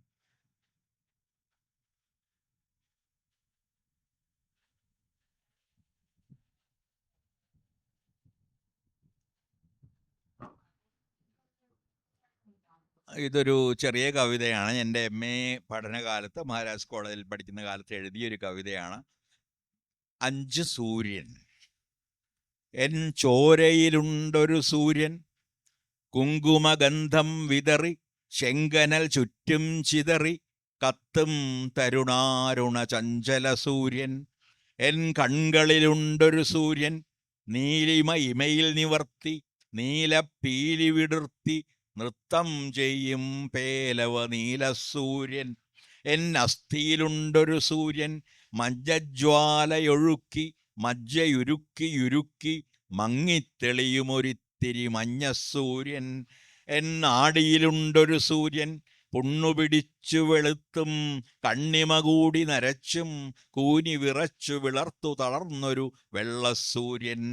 എൻ പ്രാണനിലുണ്ടൊരു സൂര്യൻ, മരണം പോലെ കറുത്തും മഞ്ഞുകണക്കു തണുത്തും ശൂന്യതയുടെ ഗന്ധം താവിയ ശ്യാമള സൂര്യൻ. ഈ കവിതയെക്കുറിച്ച് ഒരു ചിത്രകാരൻ എഴുതിയിരിക്കുന്നത് ഓപ്പാർട്ട് പോലെയാണെന്നാണ്. ഈ ഓരോ സൂര്യന്മാരായിട്ട് പല നിറങ്ങളിലെ സൂര്യന്മാർ വരുന്നത് ഓപ്റ്റിക്കൽ ആർട്ടുമായിട്ട് വളരെ ബന്ധപ്പെട്ട ഒരു കാര്യമാണെന്ന് പറഞ്ഞിട്ടുണ്ട്. അപ്പോൾ ഇത് അവസാനിക്കുന്നത് നിങ്ങൾ ശ്രദ്ധിച്ചിട്ടുണ്ട്, ഒരു മനുഷ്യൻ്റെ പല അവസ്ഥകളെക്കുറിച്ചുള്ളൊരു ചിന്തയാണ് ആ കവിതയിലുള്ളത്. അത് അവസാനിക്കുന്നത് മരണത്തിലും മരണ ശൂന്യതയിലുമാണ്. അതും അത്ഭുതം തോന്നാം. ഒരു 19 വയസ്സോ 20 വയസ്സോ ഒക്കെ ഉള്ള ഒരാളെ സംബന്ധിച്ച് മരണത്തെക്കുറിച്ചുള്ള ചിന്ത എന്തിനാണ് വരുന്നതെന്ന്. പക്ഷെ നിങ്ങളിൽ എൻ്റെ വായനക്കാരായ ആളുകൾക്കറിയാം, ഞാൻ ഏതാണ്ട് 22ാമത്തെ വയസ്സിലാണ് ആസന്ന മരണ ചിന്തകൾ എന്ന ദീർഘമായൊരു കവിത എഴുതുന്നത്. അപ്പോൾ ഈ നേരത്തെ പറഞ്ഞ ഈയാമ്പാറ്റകളൊക്കെ ആയിട്ട് ഇത് കണക്ട് ചെയ്യാം. വാസ്തവത്തിൽ ഈ നശ്വരതയെക്കുറിച്ചുള്ള ഒരു ചിന്ത, മനുഷ്യൻ മരിച്ചു പോകുന്ന ഒരു ജീവിയാണ്, മർത്യൻ എന്ന പേര് അങ്ങനെയാണ് വരുന്നത്, മരിച്ചു പോകുന്ന ഒരു ജീവിയാണ് എന്ന ചിന്ത, അതിങ്ങനെ നിരന്തരമായിട്ട് എൻ്റെ കവിതകളിൽ ഉണ്ടായിരുന്നു. ഏറ്റവും ഞാൻ വളരെ റാഡിക്കൽ എന്ന് പറയാവുന്ന കവിതകൾ എഴുതുമ്പോൾ പോലും ആ ആ ഒരു ബോധം അടിയിലെവിടെയോ ഉണ്ട്. അത് അടുത്ത കാലത്തായി കൂടുതൽ, അടുത്ത കാലത്ത് 2 തവണ ആശുപത്രി വാസമൊക്കെ കഴിയുമ്പോൾ വീണ്ടും ഈ രോഗം, മരണം മുതലായ കാര്യങ്ങൾ എൻ്റെ കവിതകളിലും ഞാൻ വയസ്സുകാലത്ത് നിർഭാഗ്യവശാൽ എഴുതാൻ തുടങ്ങിയ കഥകളിലും ഒക്കെ കാര്യമായിട്ട് കടന്ന് വരുന്നത്. അതെ, ഫേസ്ബുക്ക് പോസ്റ്റുകളിലും അതും കൂടി പറയണം. മാഷുടെ ഈ പറയുന്ന ഇതുണ്ട്, എനിക്ക് തോന്നുന്നത് ഈ ഒരു സമയം കഴിഞ്ഞിട്ടാണ് മാഷ് ക്രൈസ്റ്റിൽ, ഇരിങ്ങാലക്കുട ക്രൈസ്റ്റിൽ ജോയിൻ ചെയ്യുന്നതും ഒരു 70s ശേഷം. അപ്പോൾ ആ സമയത്ത് കെ വേണു, അതുപോലെ KG ശങ്കരപ്പിള്ള അന്ന് അധ്യാപകനായിരുന്നു, അതുപോലെ ബി രാജീവൻ മാഷ് അധ്യാപകനായിരുന്നു. പിന്നെ മാഷ് എനിക്ക് തോന്നുന്നത് ഒരു 70s ഒരു മിഡ് 70s എത്തുന്നതോട് കൂടിയിട്ട് കുറച്ചും കൂടിയും ഒരു പൊളിറ്റിക്കൽ പല മൂവ്മെന്റ്സിന്റെ ഭാഗമായിട്ട് നിൽക്കുന്നു. അപ്പോഴും എനിക്ക് തോന്നുന്നത് പൊളിറ്റിക്കൽ പാർട്ടിയിൽ ചേർന്നിട്ടില്ല എന്ന് തോന്നുന്നു അല്ലേ? പക്ഷേ മറ്റേ അധ്യാപക സംഘടനയിലും എല്ലാം മെമ്പറായിരുന്നു, അതിൽ സജീവമായിരുന്നു. ആ ഒരു കാലഘട്ടത്തിലെ കവിതകളെക്കുറിച്ചും അല്ലെങ്കിൽ പബ്ലിഷിംഗ് എക്സ്പീരിയൻസിനെ കുറിച്ചും ഒന്ന് പറയും. അതെ, ഞാൻ MA കഴിഞ്ഞപ്പോൾ എനിക്ക് 2 കോളേജിൽ നിന്ന് ക്ഷണം ഉണ്ടായിരുന്നു പഠിപ്പിക്കാനായിട്ട്, ചേരാനായിട്ട്. ഒന്ന് എൻ്റെ വീടിനടുത്ത് തന്നെയുള്ള കുഞ്ഞിക്കുട്ടൻ തമ്പുരാൻ കോളേജായിരുന്നു. അപ്പോൾ അത് എൻ്റെ അച്ഛൻ അവർക്ക് വാഗ്ദാനം ചെയ്തതുകൊണ്ട് ഞാൻ അവിടെ പോയി ചേർന്നു 2 വർഷം. അപ്പോഴേക്കും അന്ന് അത് സ്വകാര്യ കോളേജായിരുന്നു, ട്രസ്റ്റിന് ശമ്പളം തരാനൊക്കെ വിഷമമായി തുടങ്ങി. അപ്പോഴാണ് എനിക്ക് ഓർമ്മ വന്നത്, ക്രൈസ്റ്റ് കോളേജിൻ്റെ പ്രിൻസിപ്പലായിരുന്ന ഫാദർ ഗബ്രിയേൽ, ഞാൻ മഹാരാജസിൽ പഠിക്കുമ്പോൾ തന്നെ എനിക്ക് എഴുതിയിരുന്നു പഠിച്ചു കഴിഞ്ഞാൽ കോളേജിൽ വന്ന് പഠിപ്പിക്കാൻ ചേരണമെന്ന്. അത് ഞാൻ മഹാനായതുകൊണ്ടൊന്നുമല്ല, അന്ന് ഇംഗ്ലീഷ് അധ്യാപകർക്ക് ക്ഷാമമായിരുന്നു. ഒരുവിധം ഇംഗ്ലീഷ് അറിയാവുന്ന ഇംഗ്ലീഷ് അധ്യാപകർക്ക് ആയിരിക്കാം. അപ്പോൾ അതുകൊണ്ട് അപ്പോൾ ഞാൻ ഫാദർ ഗബ്രിയേലിനോട് ഞാൻ വരുന്ന വർഷം അവിടെ വന്ന് ചേരാമെന്ന് പറഞ്ഞു. ഫാദർ ഗബ്രിയേൽ പറഞ്ഞു, അങ്ങനെയല്ല, ഇപ്പൊ തന്നെ വന്നോളൂ, ഈ ക്രിസ്തുമസ് വെക്കേഷനാണ്, ഇത് കഴിഞ്ഞാൽ വന്നിച്ച്. അങ്ങനെ ഒരു 70 ജനുവരിയിലാണ് ഞാൻ ക്രൈസ്റ്റ് കോളേജിൽ ചേരുന്നത്. എൻ്റെ ജീവിതത്തിൻ്റെ ഒരു നല്ല ഭാഗം, 22 വർഷത്തോളം ഞാൻ ക്രൈസ്റ്റ് കോളേജിൽ ഇംഗ്ലീഷ് അധ്യാപകനായിരുന്നു. അപ്പോൾ ആ കാലം പറഞ്ഞ പോലെ എൻ്റെ രൂപീകരണത്തിൽ വലിയ പലതരത്തിലുള്ള പങ്കുകൾ വഹിച്ചിട്ടുണ്ട്.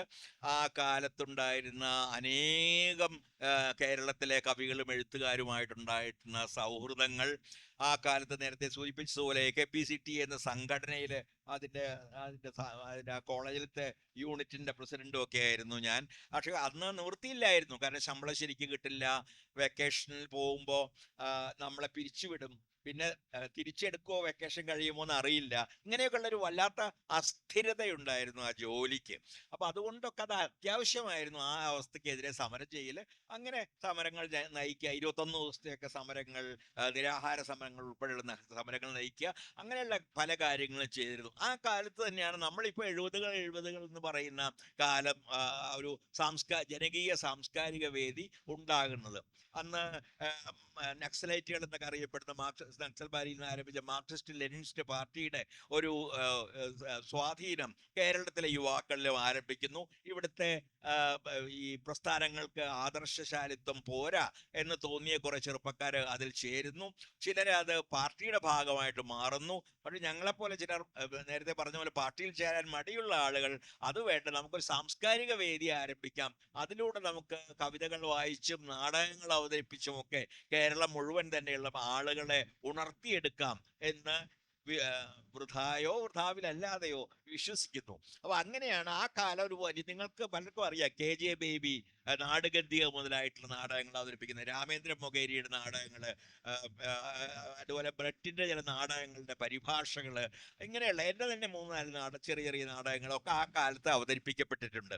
അപ്പം അങ്ങനെ നാടകത്തിലൂടെയും കവിതയിലൂടെയും സാംസ്കാരിക പ്രവർത്തനങ്ങളിലൂടെയും മനുഷ്യരുടെ മനസ്സിനെ ഉണർത്താമെന്ന് കരുതിയ ഒരുപാട് ആളുകളാണ്, അവർ ബുദ്ധിമാന്മാരായാലും വിഡ്ഢികളായാലും ആളുകളാണ് ഈ സാംസ്കാരിക വേദിക്ക് ജന്മം കൊടുത്തിരുന്നത്. ഞാനും അതിൻ്റെ ഒരു ഭാഗമായിരുന്നു. ഞാനൊരു പാർട്ടിയിൽ നേരത്തെ പറഞ്ഞ ഒരു പാർട്ടിയുടെ ഭാഗമായിരുന്നില്ല, പാർട്ടി രഹസ്യങ്ങളൊന്നും ഞങ്ങൾക്ക് അറിയാമായിരുന്നില്ല. കാരണം ഞാനൊരു എൻ്റെ പങ്കാളിക്ക് ഇതും അറിയാം, എനിക്കൊരു കൊതുവിനെ പോലും കൊല്ലാൻ കഴിയില്ല, അത് കൈ വിറക്കി ചെയ്തിട്ടുമില്ല. അപ്പം അങ്ങനത്തെ ഒരാള് ഈ മനുഷ്യരെ കൊല്ലുന്ന ഒരു പാർട്ടിയുടെ ഭാഗമാണെന്നുള്ള സങ്കല്പിക്കാൻ പോലും പറ്റില്ലായിരുന്നു. അതുകൊണ്ട് ഞാൻ പറഞ്ഞു, ഞാനിങ്ങനെ കവിതയും നാടകവും ഒക്കെ ആയിട്ട് നടക്കാം, അതിലൂടെ നമുക്കൊരു ഒരു കൾച്ചറൽ ഫ്രണ്ട് രൂപീകരിക്കാം, സാംസ്കാരിക മുന്നണി അല്ലെങ്കിൽ സാംസ്കാരിക വേദി രൂപീകരിക്കാം. അങ്ങനെയാണ് ആ സാംസ്കാരിക വേദി രൂപീകരിക്കപ്പെടുന്നത്. അത് ഏതാണ്ട് 10 വർഷത്തിന് ശേഷം അത് പ്രക്ഷീണമാകുന്നുണ്ട്. പാർട്ടിയിൽ വരുന്ന പിളർപ്പുകളൊക്കെ അതിനെ ബാധിക്കാൻ തുടങ്ങുന്നു.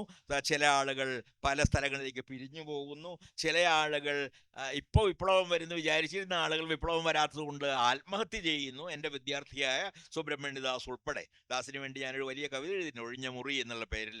അപ്പോൾ അങ്ങനെയുള്ള ഒരുപാട് ആത്മഹത്യകൾ നടന്നൊരു കാലമായിരുന്നു മെഡിക്കൽ കോളേജിൽ ഉൾപ്പെടെയുള്ള. അങ്ങനെയുള്ള ഒരു നൈരാശ്യത്തിലേക്ക് ഒക്കെ വരുന്നത് ആ സമയത്താണ് ഞാൻ ക്രൈസ്റ്റ് കോളേജിലെ ജോലി ഉപേക്ഷിച്ച് എന്ന് പറഞ്ഞാൽ ഒരു വോളണ്ടറി റിട്ടയർമെൻ്റ് എടുത്ത് ഡൽഹിയിലേക്ക് പോവുകയും അവിടെ ഡൽഹിയിലെ സാഹിത്യ അക്കാദമിയുടെ ഇന്ത്യൻ ലിറ്ററേച്ചർ എന്ന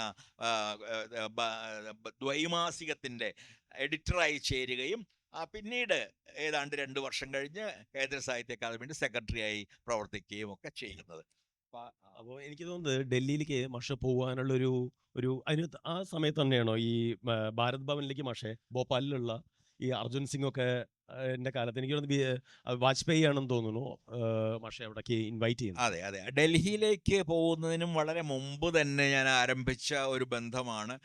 മധ്യപ്രദേശിൽ ഭോപ്പാലിൽ ഭാരത് ഭവൻ എന്ന് നമുക്കിവിടെ ഒരു ഭാരത് ഭവൻ ഉണ്ട് തിരുവനന്തപുരത്ത്. അതുപോലെയല്ല, ഇത് കുറേ കൂടി വിപുലമായി അന്തർദേശീയ തലത്തിൽ പ്രവർത്തിക്കുന്നതാണ്. അപ്പോൾ അതിൽ ഈ ഭാരത് ഭവൻ എന്ന സ്ഥാപനവുമായി ഞാൻ ബന്ധപ്പെടുന്നു. അതിലും അയ്യപ്പ പണിക്കർക്ക് ഒരു റോളുണ്ട്. അയ്യപ്പ പണിക്കരാണ് അതിൻ്റെ കവിതയുടെ വിഭാഗം. ദിലീപ് ചിത്ര എന്ന വലിയ മറാഠിയിൽ ഇംഗ്ലീഷിൽ എഴുതുന്ന കവിയാണ്, അദ്ദേഹമാണ് നയിച്ചിരുന്നത്. അദ്ദേഹത്തോട് അദ്ദേഹം അയ്യപ്പ പണിക്കരോട് ചോദിക്കുക, മലയാളത്തിൽ നിന്ന് നമുക്ക് ഏതെല്ലാം കവികളാണ് വിളിക്കേണ്ടത്? ഒരു ലോക കവിതാ സമ്മേളനം ഉണ്ടാവുമ്പോൾ അല്ലെങ്കിൽ ഏഷ്യൻ കവിതാ സമ്മേളനം ഉണ്ടാവുമ്പോൾ അപ്പോൾ പണിക്കർ പലരുടെയും പേര് പറയുന്നുണ്ട്, അതിൽ എൻ്റെ പേരും പറയും. അങ്ങനെയാണ് ഞാൻ ആദ്യമായിട്ട് ഈ ഭാരത് ഭവനുമായിട്ട് ബന്ധപ്പെടുകയും അവിടെ വെച്ചാണ് ഞാൻ ഇന്ത്യയിലെ ഏറ്റവും പ്രധാനികൾ എന്ന് പറയാവുന്ന ആധുനിക കവികളുമായും ലോകത്തെ അനേകം കവികളുമായും ഒക്കെ ബന്ധപ്പെടുന്നു. ഞാൻ ഇപ്പോഴും മറന്നിട്ടില്ല തോമസ് ട്രാൻസ്ട്രോമർ, അദ്ദേഹം നോബൽ സമ്മാനമൊക്കെ കിട്ടി, അങ്ങനെയൊക്കെയാണ് ഇപ്പോൾ കവികൾ അറിയപ്പെടുന്നത് എന്നുള്ളതുകൊണ്ട് പറയുകയാണ്, ഒക്കെ കിട്ടിയ ആളാണെന്ന് അറിയാം. ട്രാൻസ്ട്രോമറും ഒക്കെ ഒന്നിച്ച് അന്ന് ഭോപ്പാൽ,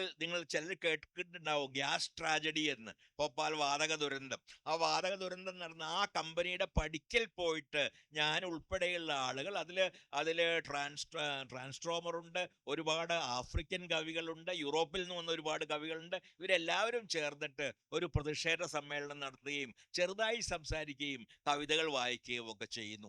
ഇങ്ങനെയുള്ള ഒരുപാട് ബന്ധങ്ങൾ ഇന്ത്യയിലെ വലിയ കവികൾ ശംഖോ ഘോഷ്, സുനിൽ ഗംഗോപാധ്യായ, ഇങ്ങനെയുള്ള ബംഗാളി കവികൾ, ഹിന്ദിയിലെ ഒരുപാട് പുതിയ എഴുത്തുകാർ, നിർമ്മൽ വർമ്മയെ പോലുള്ള നോവലിസ്റ്റുകളും അല്ലെങ്കിൽ മുക്തിബോധനെ പോലുള്ള കവികളും അശോക് വാജ്പേയി പോലുള്ള കവികളും ഒക്കെ ആയിട്ട് ബന്ധപ്പെടുന്നു. മിക്കവാറും ഇന്ത്യയിലെ എല്ലാ ഭാഷകളിലെയും പ്രധാന എഴുത്തുകാരെ ഞാൻ അന്ന് തന്നെ അറിയാനിടവരുന്നു. അതോടൊപ്പം ലോകത്തിൻ്റെ പല ഭാഗങ്ങളിൽ നിന്ന് വന്ന കവികൾ ഉൾപ്പെടുന്ന അനേകം ലോക കവി സമ്മേളനങ്ങളിൽ പങ്കെടുക്കാനിടവരുന്നു. അങ്ങനെയാണ് പുസ്തകങ്ങൾ വായന ഒപ്പം നടക്കുന്നുണ്ട്.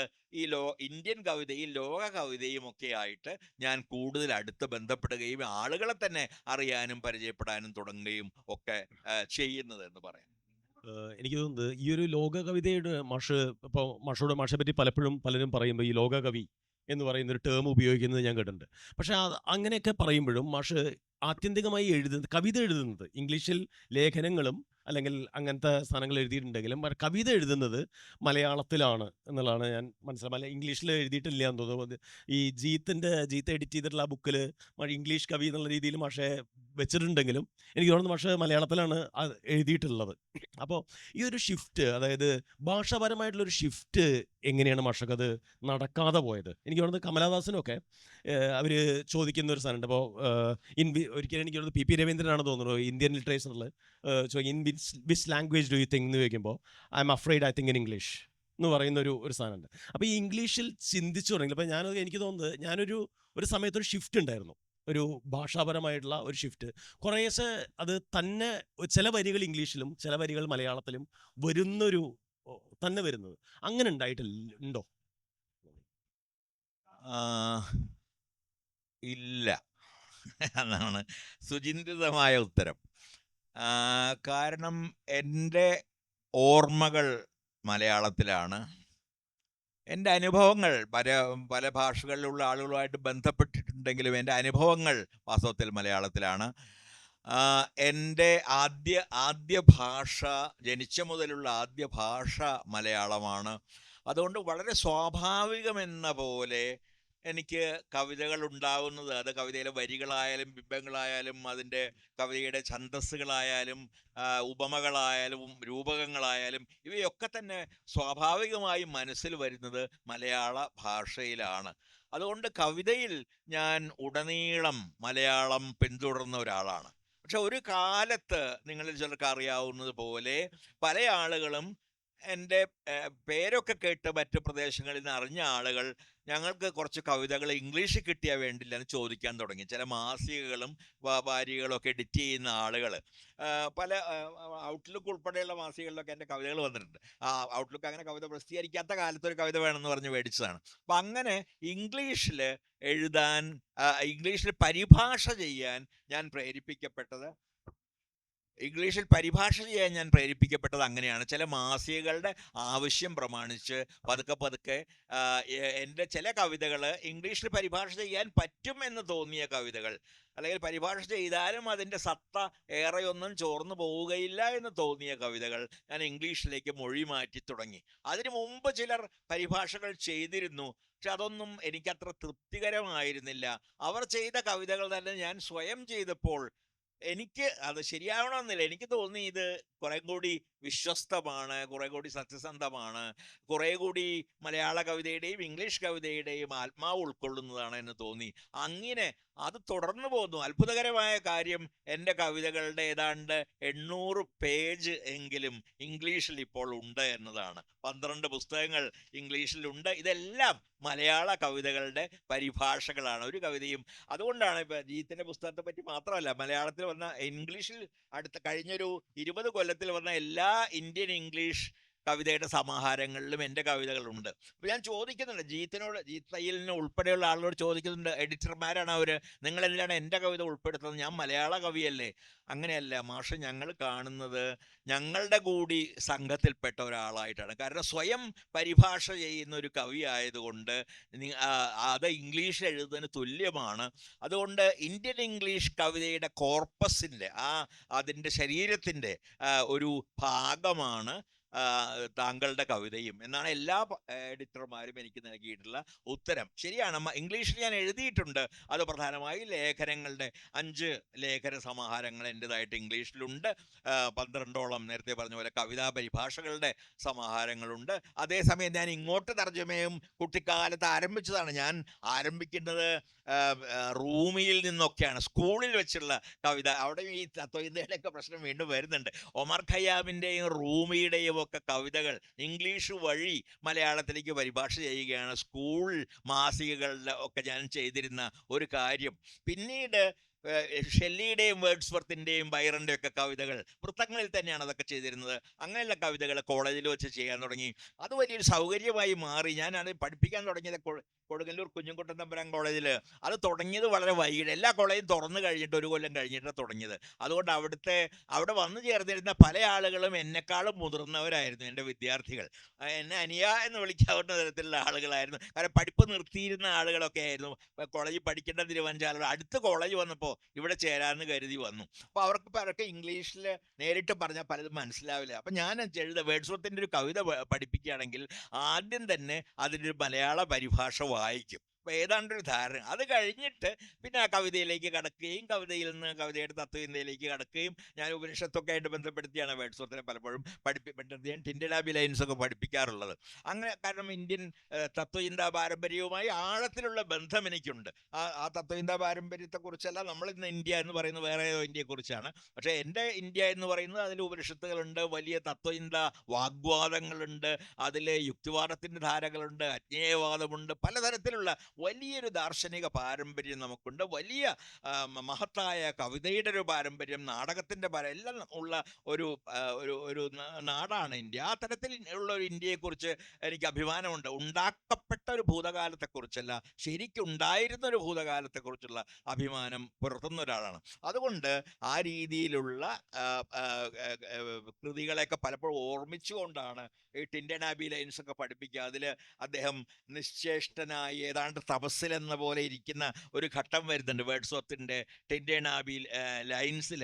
അതിൽ ഒരു തരം ദൈവ വിചാരമുണ്ട്. വേണമെങ്കിൽ നമുക്ക് ബ്രഹ്മസങ്കല്പവുമായി ഒക്കെ ബന്ധപ്പെടുത്താവുന്ന ഒരു ദൈവ വിചാരമുണ്ട്. അപ്പോഴൊക്കെ ഞാൻ കേനോപനിഷത്തിൽ ഒരു ശ്ലോകം ചൊല്ലിയാണ് അത് പഠിപ്പിക്കുക. ന തത്ര ചക്ഷുർഗച്ഛതീന മനഃ ന വിത്മോ ന വിജാനീമോ യഥൈ തദനു ശിഷ്യാത്.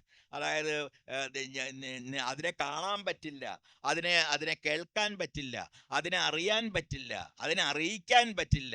അത് എന്താണോ അതേപടി അതിനെ അറിയിക്കാൻ പറ്റില്ല. ഇങ്ങനെയാണ് ബ്രഹ്മത്തെ നിർവചിക്കുന്നത്. ഒരു തരം നെഗറ്റീവ് ഡെഫിനിഷൻ എന്ന് പറയാം. എന്തല്ല അത് എന്നേ പറയാൻ പറ്റുള്ളൂ, എന്താണെന്ന് പറയാൻ പറ്റില്ല എന്നാണ് ചുരുക്കത്തിൽ അത് പറയുന്നത്. അപ്പോൾ ഈ തരത്തിലുള്ള വിസ്മയകരങ്ങളായ ചിന്തകൾ ഉണ്ടായിട്ടുള്ളൊരു നാടാണ് നമ്മൾ. ഒരിക്കലും നാം വിസ്മരിക്കാൻ പാടില്ലാത്ത മഹത്തായ ചിന്താ പാരമ്പര്യങ്ങളും കാവ്യ പാരമ്പര്യങ്ങളും ഇന്ത്യക്കുണ്ട്. ആ അഭിമാനത്തെയാണ് നാം ഉണർത്തേണ്ടത്. അല്ലാതെ ഏതെങ്കിലും ഒരു മതത്തിൻ്റെ പേരിലോ അല്ലെങ്കിൽ സങ്കല്പിക്കപ്പെട്ട ഏതോ ഭൂതകാലത്തിൻ്റെ പേരിലോ ഉള്ള അഭിമാനമല്ല. നമ്മുടെ യഥാർത്ഥമായ ദാർശനികവും കാവ്യാത്മകവുമായ പാരമ്പര്യത്തെയാണ് നാം ഓർക്കുകയും ആഘോഷിക്കുകയും പുനഃസൃഷ്ടിക്കുകയും ഒക്കെ വേണ്ടത് എന്ന് എല്ലാ കാലത്തും എനിക്ക് തോന്നുന്നു. ഞാൻ പറഞ്ഞു തുടങ്ങിയ പരിഭാഷകളിൽ നിന്നാണ് അത് ഇവിടെയൊക്കെ എത്തി. എനിക്ക് തോന്നുന്നത് ഞാൻ ഈ ഒരു ചോദ്യം കൂടിയും ചോദിച്ച് നമുക്ക് ഓഡിയൻസിന് കൊടുക്കാം. ഇതൊക്കെ കഴിഞ്ഞ് മാഷ് ഡൽഹിയിൽ കാര്യം പറഞ്ഞു. അവിടുന്ന് തിരിച്ച് നാട്ടിലേക്ക് വന്നപ്പോൾ എനിക്ക് തോന്നുന്നപ്പോൾ 2 ദിവസം മുമ്പ് മാഷയുടെ സുധാ മേനോൻ്റെ കുറിച്ചുള്ള ആ ചർച്ചയിലൊരു പോസ്റ്റ് ഉണ്ടായിരുന്നു. ഈ പറഞ്ഞ പോലെ അതൊരു തരം ഈ കേരളത്തിൽ മാഷ് ഇവിടുന്ന് അന്ന് പോയ കേരളമാണോ തിരിച്ചു വന്നപ്പോൾ ഉണ്ടായിരുന്ന കേരളം അതല്ല എന്നുള്ളത് മാഷ് എപ്പോഴും പലപ്പോഴും പറയാറുണ്ട്. ഇതിനോടനുബന്ധിച്ച് മാഷയുടെ ഈ ആശാ വർക്കേഴ്സിൻ്റെ ഇഷ്യൂവിനെ ബേസ് ചെയ്തിട്ടുള്ള മാഷ് എടുക്കുന്ന സ്റ്റാൻഡുകൾ, അല്ലെങ്കിൽ എനിക്ക് തോന്നുന്ന ഒരു സാഹിത്യ അക്കാദമിയുടെ അതുമായിട്ട് ബന്ധപ്പെടുത്തിയിട്ടുള്ള ആൾക്കാർ പൊതുവേ എടുക്കാൻ ധൈര്യപ്പെടാത്ത പല സ്റ്റാൻഡുകളും മാഷ് എടുത്ത് കണ്ടിട്ടുണ്ട്. എനിക്ക് തോന്നുന്നത് ഈ സുധാ മേനോൻ്റെ കാര്യത്തിൽ പോലും. അതിനെക്കുറിച്ച് ഇന്നത്തെ കേരളത്തിലെ ഒരവസ്ഥയും അതിൻ്റെ ഒരു അസഹിഷ്ണുത എന്ന് വിളിക്കാമോ അതിനെ? ഒരുപക്ഷേ പല കേരളങ്ങൾ ഒരു കേരളത്തിനകത്ത് നിലനിൽക്കുന്നുണ്ട് എന്നെനിക്ക് തോന്നുന്നു. ഞാൻ ഇവിടെ 30 വർഷം മുമ്പാണ് ഡൽഹിക്ക് ഇപ്പോൾ പറയുകയാണെങ്കിൽ 34 വർഷം മുമ്പാണ് ഞാൻ ഡൽഹിക്ക് പോകുന്നത്. 30 വർഷം ഡൽഹിയിൽ കഴിഞ്ഞു. അതിനുശേഷമാണ് ഞാൻ തിരിച്ചു വരുന്നത്. ആ കാലത്ത് മുഴുവൻ ഞാൻ മലയാളത്തിൽ തന്നെ കവിത എഴുതിക്കൊണ്ടിരുന്നു. ഇംഗ്ലീഷിൽ ഒരുപാട് 30ഓളം പുസ്തകങ്ങൾ ഇംഗ്ലീഷിൽ എഡിറ്റ് ചെയ്തു. ഹിന്ദിയിൽ ചില പുസ്തകങ്ങൾ എഡിറ്റ് ചെയ്തു. ഇതൊക്കെ കഴിഞ്ഞിട്ടാണ് ഞാൻ തിരിച്ചു വരുന്നത്. പക്ഷെ തിരിച്ചു വരുമ്പോൾ സംഭവിച്ചിട്ടുള്ള ഒരു കാര്യം, സമാന്തരമായ ഒരു വെർച്വൽ വേൾഡ് എന്ന് പറയാവുന്ന ഒരു ലോകമുണ്ട്. കാരണം അപ്പോഴേക്കും ഇൻ്റർനെറ്റ് വരുന്നു, ഫേസ്ബുക്ക് വരുന്നു, പലതരത്തിലുള്ള കമൻറ്റുകൾ സ്വതന്ത്രമായി ചിലപ്പോൾ പേരില്ലാതെ തന്നെയൊക്കെ പ്രസിദ്ധീകരിക്കാവുന്ന രീതിയിലേക്ക് സാമൂഹ്യ മാധ്യമങ്ങൾ മാറുന്നു. അതുകൊണ്ട് പലപ്പോഴും എനിക്ക് തോന്നിയിട്ടുള്ളത് ഈ സാമൂഹ്യ മാധ്യമങ്ങളിലെ ചർച്ചകൾ ആദ്യം ആരംഭിച്ച ആൾ ഉദ്ദേശിച്ച തലത്തിലേക്ക് പലപ്പോഴും പോകുന്നില്ല എന്നും അതിനെ വളരെ വ്യക്തിപരമായി മാത്രം കാണുകയും അതിനെ നിഷേധാത്മകമാണെങ്കിൽ അതിനെ പിന്തുണയ്ക്കുകയും നേരെ മറിച്ച് എന്തിനെങ്കിലും പറ്റി നല്ലത് പറയുകയാണെങ്കിൽ അതിനെക്കുറിച്ച് ഏറ്റവും ചീത്ത കമൻറ്റുകൾ ഇടുകയൊക്കെ ചെയ്യുന്ന ഒരു സവിശേഷമായ പെരുമാറ്റ രീതി മലയാളികളിൽ ഒരു വലിയ വിഭാഗത്തിനുണ്ടായിട്ടുണ്ട് എന്ന് ഇവിടെ തിരിച്ചു വരുമ്പോൾ കൂടുതലായിട്ട് എനിക്ക് തോന്നുന്നുണ്ട്. ആ പഴയ കേരളം മുഴുവൻ മരിച്ചു എന്ന് ഞാൻ പറയുകയില്ല. എനിക്കിപ്പോഴും ഉണ്ട് ചെറിയ സുഹൃത്ത് വലയങ്ങൾ, കാര്യങ്ങൾ ആഴത്തിൽ മനസ്സിലാക്കണമെന്ന് ആഗ്രഹിക്കുന്നവർ, വിഭാഗീയമല്ലാതെ ചിന്തിക്കുന്ന മനുഷ്യരായി ചിന്തിക്കുന്ന മനുഷ്യർ, ഇവരെല്ലാവരുമുണ്ട്. പക്ഷേ ഇന്ന് ശ്യാം പറഞ്ഞ പോലെ സ്വതന്ത്രമായി നിൽക്കുക എന്നത് കൂടുതൽ വിഷമമായി വരുന്ന പോലെ, ഒരു ഇൻഡിപെൻഡൻറ്റ് സ്പേസ്, സ്വതന്ത്രമായൊരിടം എന്നത് മിക്കവാറും എഴുത്തുകാർക്ക് പോലും ഇല്ലാതാകുന്നത് പോലെ, അല്ലെങ്കിൽ എഴുത്തുകാർക്ക് മുകളിൽ പല രീതിയിലുള്ള മുദ്രകൾ ആരോപിക്കുന്നത് പോലെ, ലേബലുകൾ അവരുടെ മേൽ പതിക്കുന്നത് പോലുള്ള ഒരു തോന്നലുണ്ടാവുന്നുണ്ട്. ഒരാളുടെ മുഴുവൻ സൃഷ്ടികളൊന്നും വായിച്ചിട്ടായിരിക്കില്ല അത്തരം ലേബലുകൾ. ഏതെങ്കിലും ഒരു കവിതയിലൊരു വരി അല്ലെങ്കിൽ ഒരു കഥയിലൊരു സന്ദർഭം ഇത് വച്ചുകൊണ്ട് ആ മനുഷ്യരുടെ മുഴുവൻ കവിതയെയും കഥയെയും ഒക്കെ ചീത്ത പറയുകയോ എഴുതിത്തള്ളുക വരെയോ ചെയ്യുന്ന രീതിയിലുള്ള നമ്മുടെ ചിന്താരീതിയിലുള്ളൊരു മാറ്റം കേരളത്തിൽ ഒട്ടും അഭികാമ്യമല്ലാത്തൊരു മാറ്റം കേരളത്തിൽ ഞാൻ ഇന്ന് കൂടുതലായിട്ട് കാണുന്നുണ്ട്. ഈ നെഗറ്റിവിറ്റി ഇപ്പോൾ സുധയുടെ കാര്യം നല്ല ഉദാഹരണമാണ്. സുധ ഞാൻ നല്ലതായിട്ട് അറിയുന്നതാണ്. ഞാൻ അവരുടെ വീട്ടിൽ പോവുകയും കവിത വായിക്കുകയൊക്കെ ചെയ്തു. അതുകൊണ്ടല്ല ഞാൻ പോസ്റ്റ് ഇട്ടത്. കാരണം ഈ രാഷ്ട്രീയ പാർട്ടി നോക്കി ഒരു പാർട്ടിയിലുള്ള ആൾ മറ്റേ പാർട്ടിയിൽ ഉള്ള ഒരാൾ നല്ല കാര്യം ചെയ്യുക, അയാൾക്ക് അല്ലെങ്കിൽ അവർക്ക് ഒരു എന്തെങ്കിലും സ്ഥാനം കിട്ടുകയൊക്കെ ചെയ്ത് അഭിനന്ദിക്കുകയൊക്കെ ചെയ്യുകയാണെങ്കിൽ അതിന് വന്ന് ചീത്ത പറയുന്ന ഒരു സംസ്കാരം, അതെന്തുകൊണ്ടോ എനിക്ക് ആ തരം ഒരു സംസ്കാരം മനസ്സിലാകുന്നില്ല. അതുമായിട്ട് എനിക്ക് ബന്ധപ്പെടാനും പറ്റുന്നില്ല. കാരണം എനിക്ക് എല്ലാ പാർട്ടികളിലും ബന്ധുക്കളുണ്ട്. എനിക്ക് അസുഖം വന്നപ്പോൾ ആദ്യം സന്ദർശിച്ച ഒരാൾ രമേശ് ചെന്നിത്തലയായിരുന്നു. ഞാനൊരു അവരുടെ കൂടെ ഒന്നും അല്ലാന്ന് അറിഞ്ഞുകൊണ്ട് തന്നെ വന്ന ഒരാളാണ്. പക്ഷേ വ്യക്തി എന്ന നിലയിൽ എനിക്ക് അതിലെന്തെങ്കിലും അദ്ദേഹത്തിന് തെറ്റ് തോന്നിയില്ല, എനിക്കും തെറ്റ് തോന്നിയില്ല. ഇതുപോലെ മറ്റനേകം കമ്മ്യൂണിസ്റ്റ് നേതാക്കന്മാരുമായി എനിക്ക് വളരെ അടുത്ത വ്യക്തിപരമായ ബന്ധങ്ങളുണ്ട്. അത് ബേബി ആകട്ടെ, രാജേഷ് ആകട്ടെ, രാജീവ് ആകട്ടെ. രാജീവ് എൻ്റെ വിദ്യാർത്ഥി തന്നെയാണ്. ഇങ്ങനെയുള്ള ഒരുപാട് ആളുകളുമായിട്ടുള്ള ബന്ധമുണ്ട്. അതൊന്നും ഈ വ്യക്തിബന്ധങ്ങളെ പാർട്ടികൾ അല്ലെങ്കിൽ ആയിട്ടുള്ള ബന്ധങ്ങൾ ബാധിക്കാൻ ഞാൻ പൊതുവിൽ സമ്മതിച്ചിട്ടില്ല. അപ്പോൾ ആ രീതിയിലുള്ള ഒരു ആ സ്പേസാണ് കുറഞ്ഞു വരുന്നത്. ഒരു ഫ്രീ ആയിട്ട് മനുഷ്യരെന്ന നിലയ്ക്ക് മിങ്കിൾ ചെയ്യാവുന്ന, ആശയങ്ങൾ കൈമാറാവുന്ന ഒരു സ്ഥലം കുറഞ്ഞു വരുന്നുണ്ടോ എന്നുള്ള ഭയം എനിക്ക് ശക്തിയായിട്ടുണ്ട്. എനിക്ക് തോന്നുന്നു മാഷുടെ അടുത്ത കാലത്ത് മാഷ് കഥകൾ എഴുതിയപ്പോൾ ലില്ലിപുട്ട് എന്ന് പറയുന്നത് ഞാൻ വിശ്വസിക്കുന്നത്, എൻ്റെ ഓവർ റീഡിംഗ് ആണോ എന്നറിയില്ല, കേരളം തന്നെയാണെന്ന് ഞാൻ വിചാരിക്കുന്നു, അറിയില്ല. എന്തായാലും നമുക്ക് ഇനി ചോദ്യങ്ങൾ മറ്റേ ഓപ്പൺ ചെയ്യാം. ഒരു വീടിനും ഉൾക്കൊള്ളാനാവാത്ത മുറിയാണെന്ന് വർഷങ്ങൾക്ക് മുമ്പ് എഴുതി. മാഷ് ഉദ്ദേശിക്കുന്നത് ആശയങ്ങളാണോ, കാവ്യപ്രസ്ഥാനങ്ങളാണോ, രാഷ്ട്രീയ പ്രസ്ഥാനങ്ങളാണോ, എന്താണെന്ന് വിശദീകരിച്ചാൽ കൊള്ളാം. അതിനെപ്പറ്റി ആലോചിക്കുകയാണെങ്കിൽ ഇതെല്ലാം ആകാം. ഒരു പാർട്ടിക്കും ഉൾക്കൊള്ളാനാകാത്ത ഒരാളാണ് ഞാൻ, അത് തെളിയിച്ചു കഴിഞ്ഞു. അതുപോലെ ഏതെങ്കിലും തരത്തിലൊരു പ്രസ്ഥാനത്തിന് മുഴുവനായിട്ട് അങ്ങനെ സ്വാംശീകരിക്കാൻ കഴിയാത്ത എന്തോ ഒന്ന്, ഒരുപക്ഷെ എണീറ്റ് നിൽക്കുന്ന മുള്ളുകൾ പോലുള്ള എന്തോ ഒന്ന് എൻ്റെ വ്യക്തിത്വത്തിൽ ഒരുപക്ഷെ ഉണ്ടായിരിക്കാം.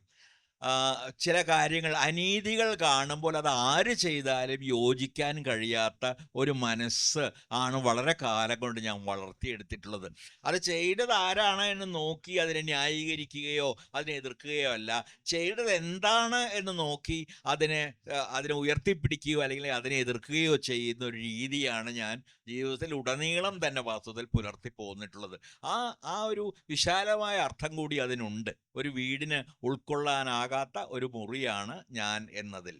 അതൊരു ഈ പറഞ്ഞ പോലെ പാർട്ടിയാകാം, പ്രസ്ഥാനമാകാം, അല്ലെങ്കിൽ ഒരു പ്രത്യേക സാഹിത്യ പ്രസ്ഥാനം പോലുമാകാം. കാരണം ഇതിനെപ്പറ്റിയൊക്കെ സംശയങ്ങൾ ധാരാളം ഉണ്ടായിക്കൊണ്ടിരിക്കുന്ന ഒരു കാലത്താണ് ഞാൻ ഇന്ന് ജീവിക്കുന്നത്. ഈ പ്രസ്ഥാനങ്ങളൊക്കെ ഉണ്ടോ, ആരൊക്കെ അതിജീവിച്ചു, ഈ നമ്മൾ ക്ലാസ്സിൽ പഠിപ്പിക്കുന്ന പോലെയാണോ വാസ്തവത്തിൽ സാഹിത്യം മുന്നേറിയിട്ടുള്ളത്, തിരിച്ച് ചിന്തിക്കുന്ന ഒരു രീതി എൻ്റെ എല്ലാ കാലത്തും ഉണ്ടായിരുന്നു. ക്ലാസ്സിൽ ഇതൊക്കെ കേൾക്കുമ്പോഴും ഞാൻ ആലോചിക്കും, റൊമാൻറ്റിക് പ്രസ്ഥാനം എന്ന് പറയുന്നത് നമ്മൾ ആശാനെയും വള്ളത്തോളിനെയും ഉള്ളൂരിനെയും മലയാളത്തിലെ കാൽപ്പനിക കവികളായി പറയുന്നു. പക്ഷേ ഈ മൂന്ന് പേര് തമ്മിൽ എന്താണ് പൊതുവായുള്ളതെന്ന് ആലോചിച്ച് വരുമ്പോൾ വലിയ സംശയം തോന്നുന്നു. ആശാനെ പോലെ ഒരു കവിയാണോ ഉള്ളൂരിനെ പോലെ ഒരു കവിയാണോ വള്ളത്തോൾ? അവരുടെ പ്രമേയങ്ങൾ, അവരുടെ സമ്പ്രദായങ്ങൾ, സമീപനങ്ങൾ ഒക്കെ വളരെ വ്യത്യസ്തമല്ലേ? അതുപോലെ തന്നെ ആധുനിക പ്രസ്ഥാനം, അത്യന്താധുനിക പ്രസ്ഥാനം, ഇങ്ങനെ വന്നു പോയിക്കൊണ്ടിരിക്കും. മാഷന്മാരൊക്കെ, ഞാനും കുറേ കാലം മാഷായിരുന്ന ആളാണ്, അപ്പോൾ എനിക്കറിയാം മാഷന്മാരൊക്കെ ഇതൊക്കെ ആവശ്യമാണ്. കുട്ടികളെ പറഞ്ഞ് മനസ്സിലാക്കണമെങ്കിൽ ആ പ്രസ്ഥാനം ഈ പ്രസ്ഥാനം എന്നൊക്കെ പറയണം. പക്ഷെ ആത്യന്തികമായി നമ്മൾ തിരിഞ്ഞു നോക്കുമ്പോൾ കുറച്ച് എഴുത്തുകാർ ഇപ്പോഴും ബാക്കിയുണ്ട്. നമ്മൾ ഓർക്കുന്നു പഴയ ആളുകളെ, നേരത്തെ പറഞ്ഞ പോലെ വ്യാസനെയും വാൽമീകിയെയും കാളിദാസനെയും അല്ലെങ്കിൽ ഹോമറിനെയും വെർജിലിനെയും അല്ലെങ്കിൽ കുറച്ചും കൂടി ഇങ്ങോട്ട് വന്ന ഷേക്സ്പിയറിനെയും, അങ്ങനെ കുറേ ആളുകൾ നമ്മൾ ഇപ്പോഴും ഓർക്കുന്നു. ഏത് പ്രസ്ഥാനത്തിൽ പെട്ടാലും നമ്മൾ അവരെ ഓർക്കുകയും ചെയ്യും. അതിന് കാരണം അവരുടെ എഴുത്തിൻ്റെ ഗുണമാണ്. എഴുത്തിൻ്റെ ഭാഷയുടെ മേന്മ, അതിലുള്ള ദാർശനികമായ ഔന്നത്യങ്ങൾ, മനുഷ്യ ജീവിതത്തെക്കുറിച്ചുള്ള അവരുടെ അഗാധമായ ഉൾക്കാഴ്ചകൾ, ഇതെല്ലാം ചേർന്നാണ് ഈ ആളുകളെയൊക്കെ അതിജീവിക്കാൻ പ്രേരിപ്പിച്ചത്. എല്ലാ പ്രസ്ഥാനങ്ങൾക്കും അപ്പുറം ഈ തരത്തിലുള്ള ചില ശബ്ദങ്ങൾ, ചില ചിന്തകൾ, ചില സമീപനങ്ങൾ നിലനിൽക്കുകയും അത് എല്ലാ കാലത്തും തുടരുകയും പുതിയ അർത്ഥങ്ങൾ സ്വീകരിക്കുകയും ഒക്കെ ചെയ്യുന്നു. ഒരു ചോദ്യം കൂടി ആവാം, എന്നിട്ട് വൈൻഡ് അപ്പ് ചെയ്യാം, സമയമായി. മാഷെ, അടിയന്തരാവസ്ഥ കാലത്ത് മാഷ് വർക്ക് ചെയ്തിട്ടുണ്ട്. അപ്പോൾ ആ സമയത്ത് നമുക്ക് എങ്ങനെയായിരുന്നു, എന്തെങ്കിലും റെസ്ട്രിക്ഷൻസോ കാര്യങ്ങളോ എന്തായാലും കാര്യമായിട്ടുണ്ടാവണം. അപ്പോൾ ആ സമയത്തും ഒരു കവി എന്നുള്ള രീതിയിൽ മാഷ് ഇടപെട്ടിട്ടുണ്ടാവും. രണ്ടാമത്തെ ചോദ്യം, ഇപ്പോഴത്തെ ഒരു അപ്രഖ്യാപിതമെന്ന് തന്നെ പറയാവുന്ന അടിയന്തരാവസ്ഥ കാലത്ത്, പഴയതിനേക്കാളും കുറെ കൂടി ഭീകരമായിട്ടുള്ളൊരു കാലത്ത് കവിത ഒരു രാഷ്ട്രീയ ആയുധം തന്നെയായിട്ട് നമുക്ക് ഉപയോഗിക്കാൻ പറ്റില്ലേ? അതിന് എത്രത്തോളം പക്ഷേ സ്വാധീനം ചെലുത്താൻ പറ്റുന്നുണ്ട് എന്നുള്ളൊരു ചോദ്യമാണ്. ആ, അടിയന്തരാവസ്ഥയെ സംബന്ധിച്ച് പറയുകയാണെങ്കിൽ നിങ്ങൾക്കെല്ലാവർക്കും, എന്നെ വായിക്കുന്ന ആളുകൾക്കെല്ലാം അറിയാം, നാവുമരം മുതലായ കവിതകൾ അന്ന് ചെറിയ ക്ലാസ്സുകളിലൂടെ അധ്യാപകർ പോലും പ്രചരിപ്പിച്ച കവിതയാണ്. അടിയന്തരാവസ്ഥ കാലത്ത് തന്നെ അതിൻ്റെ മൂർധന്യത്തിൽ എഴുതിയ ഒരു കവിതയായിരുന്നു നാവുമരം എന്നത്. അതുപോലെ അവനവൻ കോലം എന്നൊരു കവിതയുണ്ട്, വേനൽ എന്നൊരു കവിതയുണ്ട്. വളരെ ഏതാണ്ട് നേരിട്ട് തന്നെ അടിയന്തരാവസ്ഥയെ ആക്രമിക്കുന്ന, അല്ലെങ്കിൽ അലിഗോറിക്കലായി പ്രതിരൂപപരമായി അടിയന്തരാവസ്ഥയെ ആക്രമിക്കുന്ന, വിമർശിക്കുന്ന ഒരുപാട് കവിതകൾ ആ കാലത്ത് എഴുതിയിട്ടുണ്ട്. ഇത് ഈ നേരത്തെ പറഞ്ഞതുപോലെ അത് അടിയന്തരാവസ്ഥയുടെ വേറൊരു രൂപം ഇന്ന് നിലനിൽക്കുന്നു എന്നത് ശരിയാണ്. അടിയന്തരാവസ്ഥ ഭരണഘടനയിലെ ഒരു വ്യവസ്ഥയുടെ ദുരുപയോഗമായിരുന്നെങ്കിൽ ഇന്ന് നേരെ മറിച്ച് ഭരണഘടനയെ തന്നെ അട്ടിമറിക്കുന്ന രീതിയിൽ പുതിയ പുതിയ നിയമങ്ങൾ ഉണ്ടാവുകയും പുതിയ ആളുകളെ, പ്രത്യേക ന്യൂനപക്ഷങ്ങളെയും മറ്റും പീഡിപ്പിക്കുന്ന രീതിയിലുള്ള അനേകം സമ്പ്രദായങ്ങൾ ലെജിറ്റിമൈസ് അല്ലെങ്കിൽ ന്യായീകരിക്കപ്പെടുകയും ഒക്കെ ചെയ്യുന്നു. തീർച്ചയായിട്ടും ഈ കാലത്തെ കവിക്ക് ആ തരത്തിലുള്ളൊരു ധർമ്മമുണ്ട്. പക്ഷേ ഈ ധർമ്മത്തെ ഞാൻ വളരെ ലളിതമായി നിർവചിക്കാൻ ശ്രമിച്ചിട്ടുണ്ട് പലയിടത്തും. ഈ കവിതയും പ്രതിരോധവും എന്നൊക്കെ പറഞ്ഞാൽ നീണ്ട പ്രഭാഷണങ്ങളൊക്കെ നടത്തേണ്ടി വരുമോ? ആത്യന്തികമായി കവിത, ഞാൻ നേരത്തെ പറഞ്ഞ ഒരു കൊതുവിനെ കൊല്ലാൻ പോലും എനിക്ക് പ്രയാസമാണ്. ഈ ആത്യന്തികമായി കവിത ഹിംസയ്ക്കെതിരെ നിൽക്കുന്നു. ഈ ഹിംസയുടെ രൂപങ്ങൾ മാറി മാറി വരുന്നു. ഫാസിസത്തിൻ്റെ കാലത്ത് അത് ചിലപ്പോൾ മതവും കോർപ്പറേറ്റുകളും നിയോ ലിബറലിസവും ഒക്കെ ആയിട്ട് ബന്ധപ്പെട്ട രീതിയിലായിരിക്കാം നിലനിൽക്കുന്നത്. വേറൊരു കാലത്ത്, അല്ലെങ്കിൽ ഇന്ന് പോലും ഗാസയിലൊക്കെ നടക്കുന്ന പോലുള്ള യുദ്ധങ്ങളുടെ രൂപത്തിലാകാം വരുന്നത്, അല്ലെങ്കിൽ രണ്ട് അയൽക്കാർ തമ്മിലുള്ള വലിയ ഹിംസാത്മകമായ വഴക്കിൻ്റെ രൂപത്തിലാകാം വരുന്നത്.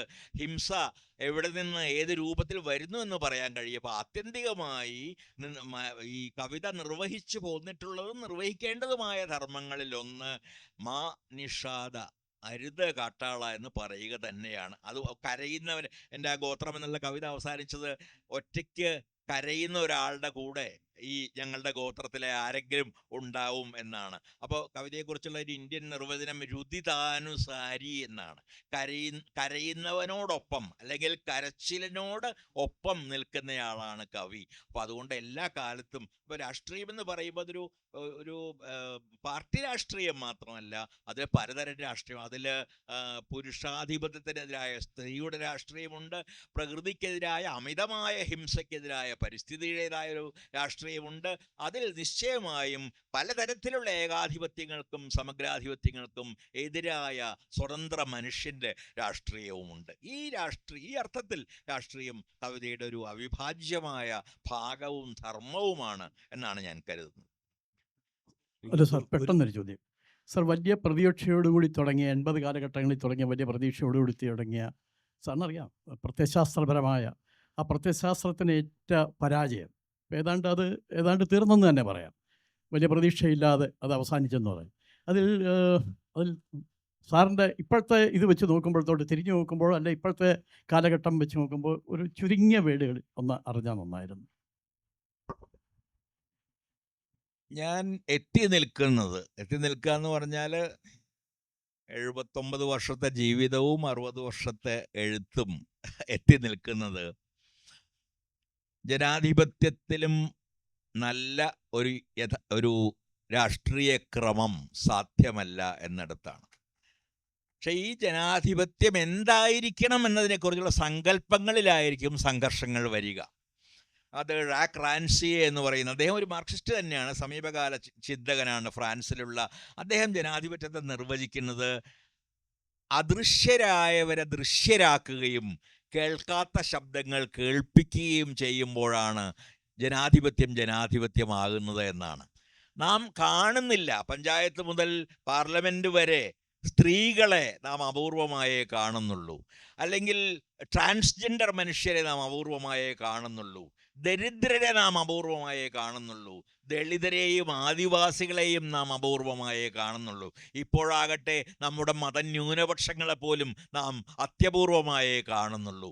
ഈ ആളുകളെ നാം എന്ന് കാണാൻ തുടങ്ങുന്നുവോ, ഈ മനുഷ്യരുടെ ശബ്ദം, അവരുടെ ആവശ്യങ്ങൾ, അവരുടെ ജീവിതത്തിൻ്റെ വേദനകൾ എന്ന് നമ്മുടെ ചെവിയിൽ വീഴാൻ തുടങ്ങുന്നുവോ, അന്നായിരിക്കും വാസ്തവത്തിൽ ജനാധിപത്യം അർത്ഥവത്തായ ജനാധിപത്യമായി മാറുക. അപ്പോൾ ഔപചാരികമായ ഒരു ജനാധിപത്യമുണ്ട്, അർത്ഥവത്തായ ഒരു ജനാധിപത്യമുണ്ട്. അപ്പോൾ ഈ ഔപചാരിക ജനാധിപത്യത്തിൽ നിന്ന് ഈ അർത്ഥവത്തായ ജനാധിപത്യത്തിലേക്ക് കീഴാളരായ മനുഷ്യരെ മുഴുവൻ കൊണ്ടുവരുന്ന, കാണാൻ കഴിയുന്ന, അവരുടെ ജീവിതത്തിന് പുരോഗതി ഉണ്ടാക്കുന്ന ജനാധിപത്യത്തിലേക്ക് നാം പുരോഗമിക്കുകയാണ് വേണ്ടത്. വേറെ എളുപ്പ വഴികളൊന്നുമില്ല എന്നിടത്ത് തന്നെയാണ് ഞാൻ എത്തി നിൽക്കുന്നത്. നമുക്കൊരു ലോങ് മാർച്ച് നടത്തി അല്ലെങ്കിൽ കുറേ ആളുകളെ കൊന്നുകളഞ്ഞ് വിപ്ലവം നടത്താൻ, അങ്ങനെ നടത്തിയ 2 രാജ്യങ്ങളും പോയി, കമ്മ്യൂണിസത്തിൽ നിന്നൊക്കെ വളരെ അകന്നകന്ന് പോയി. സോവിയറ്റ് യൂണിയനും പോയി, ചൈനയും പോയി. അപ്പോൾ അതുകൊണ്ട് അത്തരം കമ്മ്യൂണിസ്റ്റിൽ എനിക്ക് വിശ്വസിക്കാൻ പറ്റുന്നില്ല. അവരൊക്കെ വേറെ വഴികളിൽ പോയി കഴിഞ്ഞു. അതുകൊണ്ട് നമുക്ക് ഈ ജനാധിപത്യത്തെ എങ്ങനെ അർത്ഥവത്താക്കാം, താഴെ നിന്നുള്ള മനുഷ്യരെ എങ്ങനെ ഉയർത്തിക്കൊണ്ടുവരാം, ജനാധിപത്യത്തിലേക്ക് അവർക്ക് പ്രവേശനം നൽകാം, ഈ കാര്യങ്ങളായിരിക്കും ഒരുപക്ഷെ നമുക്ക് ആലോചിക്കേണ്ടത്. അത് സമയമെടുത്തേക്കും, എങ്കിലും അത് അർത്ഥവത്തായൊരു പ്രവർത്തനമായിരിക്കും. നമുക്ക് ക്യുക്കായി, ഞാൻ നേരത്തെ ആശാവർക്കർമാരുടെ ചോദ്യം ചോദിച്ചിരുന്നു, പക്ഷേ അത് ഇതായിരുന്നു. വേറെ ക്യുക്കായിട്ട് ഒരു ചോദ്യം കൂടി ആവാൻ വേണമെങ്കിൽ. നമസ്കാരം മാഷേ. ഇന്ന് AI-യുടെ കടന്നുവരവോടുകൂടി ഇപ്പം 100 പേരെ നമ്മൾ എടുത്തു നോക്കിക്കഴിഞ്ഞാൽ അതിൽ 90 പേരും എഴുത്തുകാരാകുന്ന ഒരു സാഹചര്യത്തിലാണ് ഇന്ന് നമ്മളുള്ളത്. അപ്പം മറ്റുള്ളവരുടെ സർഗാത്മക കൃതികളെ വായിക്കുകയും വിലയിരുത്തുകയും ചെയ്യുന്ന വ്യക്തി എന്നുള്ള നിലയിൽ സാഹിത്യത്തിൻ്റെ ഭാവിയെ അങ്ങ് എങ്ങനെയാണ് കാണുന്നത്? വളരെ അർത്ഥവത്തായ ഒരു ചോദ്യമാണ്. എനിക്ക് അറിഞ്ഞുകൂടാ. TV മധു സമീപകാലത്ത് യന്തിരചിന്തനം എന്ന പേരൊരു പുസ്തകം എഴുതിയിട്ടുണ്ട്. AI-യുടെ വരവിനെക്കുറിച്ചുള്ള ഫിലോസോഫിക്കലായിട്ട് മറ്റേ സാങ്കേതിക പുസ്തകങ്ങൾ ഒരുപാട് വരുന്നുണ്ട്, ശാസ്ത്രീയമായി. അങ്ങനെയല്ല, തത്വചിന്താപരമായി ഈ പ്രശ്നത്തെ സമീപിക്കുന്ന പുസ്തകങ്ങളിൽ ഒന്നാണത്. അതിനെക്കുറിച്ചുള്ള വലിയൊരു ചർച്ചയിൽ ഞാൻ പങ്കെടുക്കുകയുണ്ടായി. അപ്പോൾ അദ്ദേഹത്തെ പോലുള്ള ചിന്തിക്കുന്ന ആളുകളെല്ലാവരും ഉറപ്പിച്ചു പറയുന്നില്ല ഈ യന്ത്രങ്ങൾ സർഗാത്മകമാവുകയില്ല എന്ന്. നമുക്ക് ഈ ഒരു ഘട്ടത്തിൽ നമുക്ക് ഉറപ്പിച്ച് പറയാനും കഴിയില്ല. കാരണം പല യന്ത്രങ്ങളും ക്രമേണയാണ്. ആദ്യം അനുകരണങ്ങളായിരിക്കും, അതിലേക്ക് നമ്മൾ ഫീഡ് ചെയ്തത് മാത്രമേ അതിന് വേറെ രൂപങ്ങളിൽ തിരിച്ചു തരാൻ കഴിയുള്ളൂ. ഇപ്പോഴത്തെ ഘട്ടത്തിൽ ഒരു ഭീഷണിയും എനിക്ക് തോന്നുന്നില്ല. ഞാൻ ആദ്യം ചെയ്തത് ChatGPT ഒക്കെ വന്നപ്പോൾ വേർഡ്സ്വർത്ത് എഴുതുന്ന പോലെ ഒരു കവിത കേരളത്തെ പറ്റി എഴുതാനാണ്. പെട്ടെന്ന് വന്നു, അര സെക്കൻഡിൽ 12 വരികൾ വന്നു. വേർഡ്സ്വർത്ത് ആണെന്ന് തോന്നും കണ്ടാൽ. കേരളത്തിലെ മലകളും പുഴകളും നമ്മൾ പറയാറുള്ള എല്ലാ ഭംഗികളും ഒക്കെ അതിലുണ്ട്. പക്ഷെ വേർഡ്സ്വർത്ത് അല്ലെന്ന് എനിക്ക് ഒരു നിമിഷം കൊണ്ട് തന്നെ, ChatGPT അല്ലാത്ത എനിക്ക് ഒരു നിമിഷം കൊണ്ട് തന്നെ തിരിച്ചറിയാനും കഴിഞ്ഞു. കാരണം വേർഡ്സ്വർത്തിൻ്റെ പ്രതിഭയുടെ സവിശേഷ രീതികൾ, അദ്ദേഹത്തിൻ്റെ ഭാവന പ്രവർത്തിക്കുന്ന, ഭാഷ പ്രവർത്തിക്കുന്ന രീതികൾ അറന്നും അതിൽ കണ്ടില്ല. അതുകൊണ്ട് ഇന്ന് ഞാൻ പറയുക, ഈ നിമിഷത്തിൽ അതിൽ നിന്നൊരു ഭീഷണി ഞാൻ കാണുന്നില്ല യഥാർത്ഥമായ എഴുത്തിന്. പക്ഷേ നമുക്ക് അറിഞ്ഞുകൂടാ, ക്രമേണ AI-യും അല്ലെങ്കിൽ റോബോകളും ഒക്കെ സ്വന്തമായ ബുദ്ധി വികസിപ്പിച്ചെടുക്കുകയാണെങ്കിൽ അത് ഏതെല്ലാം തരത്തിലായിരിക്കും എഴുത്തിനെ ബാധിക്കുക എന്ന ചോദ്യം വാസ്തവത്തിൽ അർത്ഥവത്താണ്. അത് നമ്മളെ ആരെയും ദുഃഖിപ്പിക്കേണ്ടതില്ല. പക്ഷേ അത് ഒരുപക്ഷെ മനുഷ്യൻ്റെ ഭാവി അങ്ങനെയൊക്കെ ആയിരിക്കാം. ഭാവി ഉണ്ടാകുന്നതും ഭാവി നശിക്കുന്നതും ഒക്കെ അങ്ങനെ ആയിരിക്കാം. പക്ഷെ അതിനുള്ള സാധ്യതകൾ ഞാൻ ഈ ഘട്ടത്തിൽ തള്ളിക്കളയുന്നില്ല. ക്രമേണ, കാരണം ഈ ചിന്തകൾ ഫീഡ് ചെയ്ത് ക്രമേണ അത് ചിന്തിക്കാനുള്ള കഴിവ് നേടിക്കൂടുന്നില്ല. അങ്ങനെയുള്ള ചില ഉദാഹരണങ്ങളൊക്കെ അടുത്ത കാലത്ത് പറയപ്പെട്ടിട്ടുണ്ട്. ചൈനീസ് ഭാഷയിൽ വിവർത്തനം ചെയ്യാൻ പറഞ്ഞ് കുറെ കഴിഞ്ഞ് അത് ചൈനീസ് സ്വയം സംസാരിക്കാൻ തുടങ്ങിയ ഒരു കഥ, ശരിക്കും ഒരു യന്ത്രത്തിൻ്റെ കഥയാണ്. അപ്പോൾ ആ തരത്തിലുള്ള സാധ്യതകൾ നിലനിൽക്കുന്നുണ്ട്. തൽക്കാലം നമുക്കതൊന്നും അവഗണിച്ചുകൊണ്ട് നമുക്ക് തോന്നുന്ന കാര്യങ്ങൾ നമുക്ക് കഴിയുന്നത്ര നല്ല ഭാഷയിൽ, ശരിയായ ഭാഷയിൽ നമ്മുടെ ഭാവന ഉപയോഗിച്ചുകൊണ്ട് എഴുതുക തന്നെ ചെയ്യാം. നമുക്ക് നോക്കാം.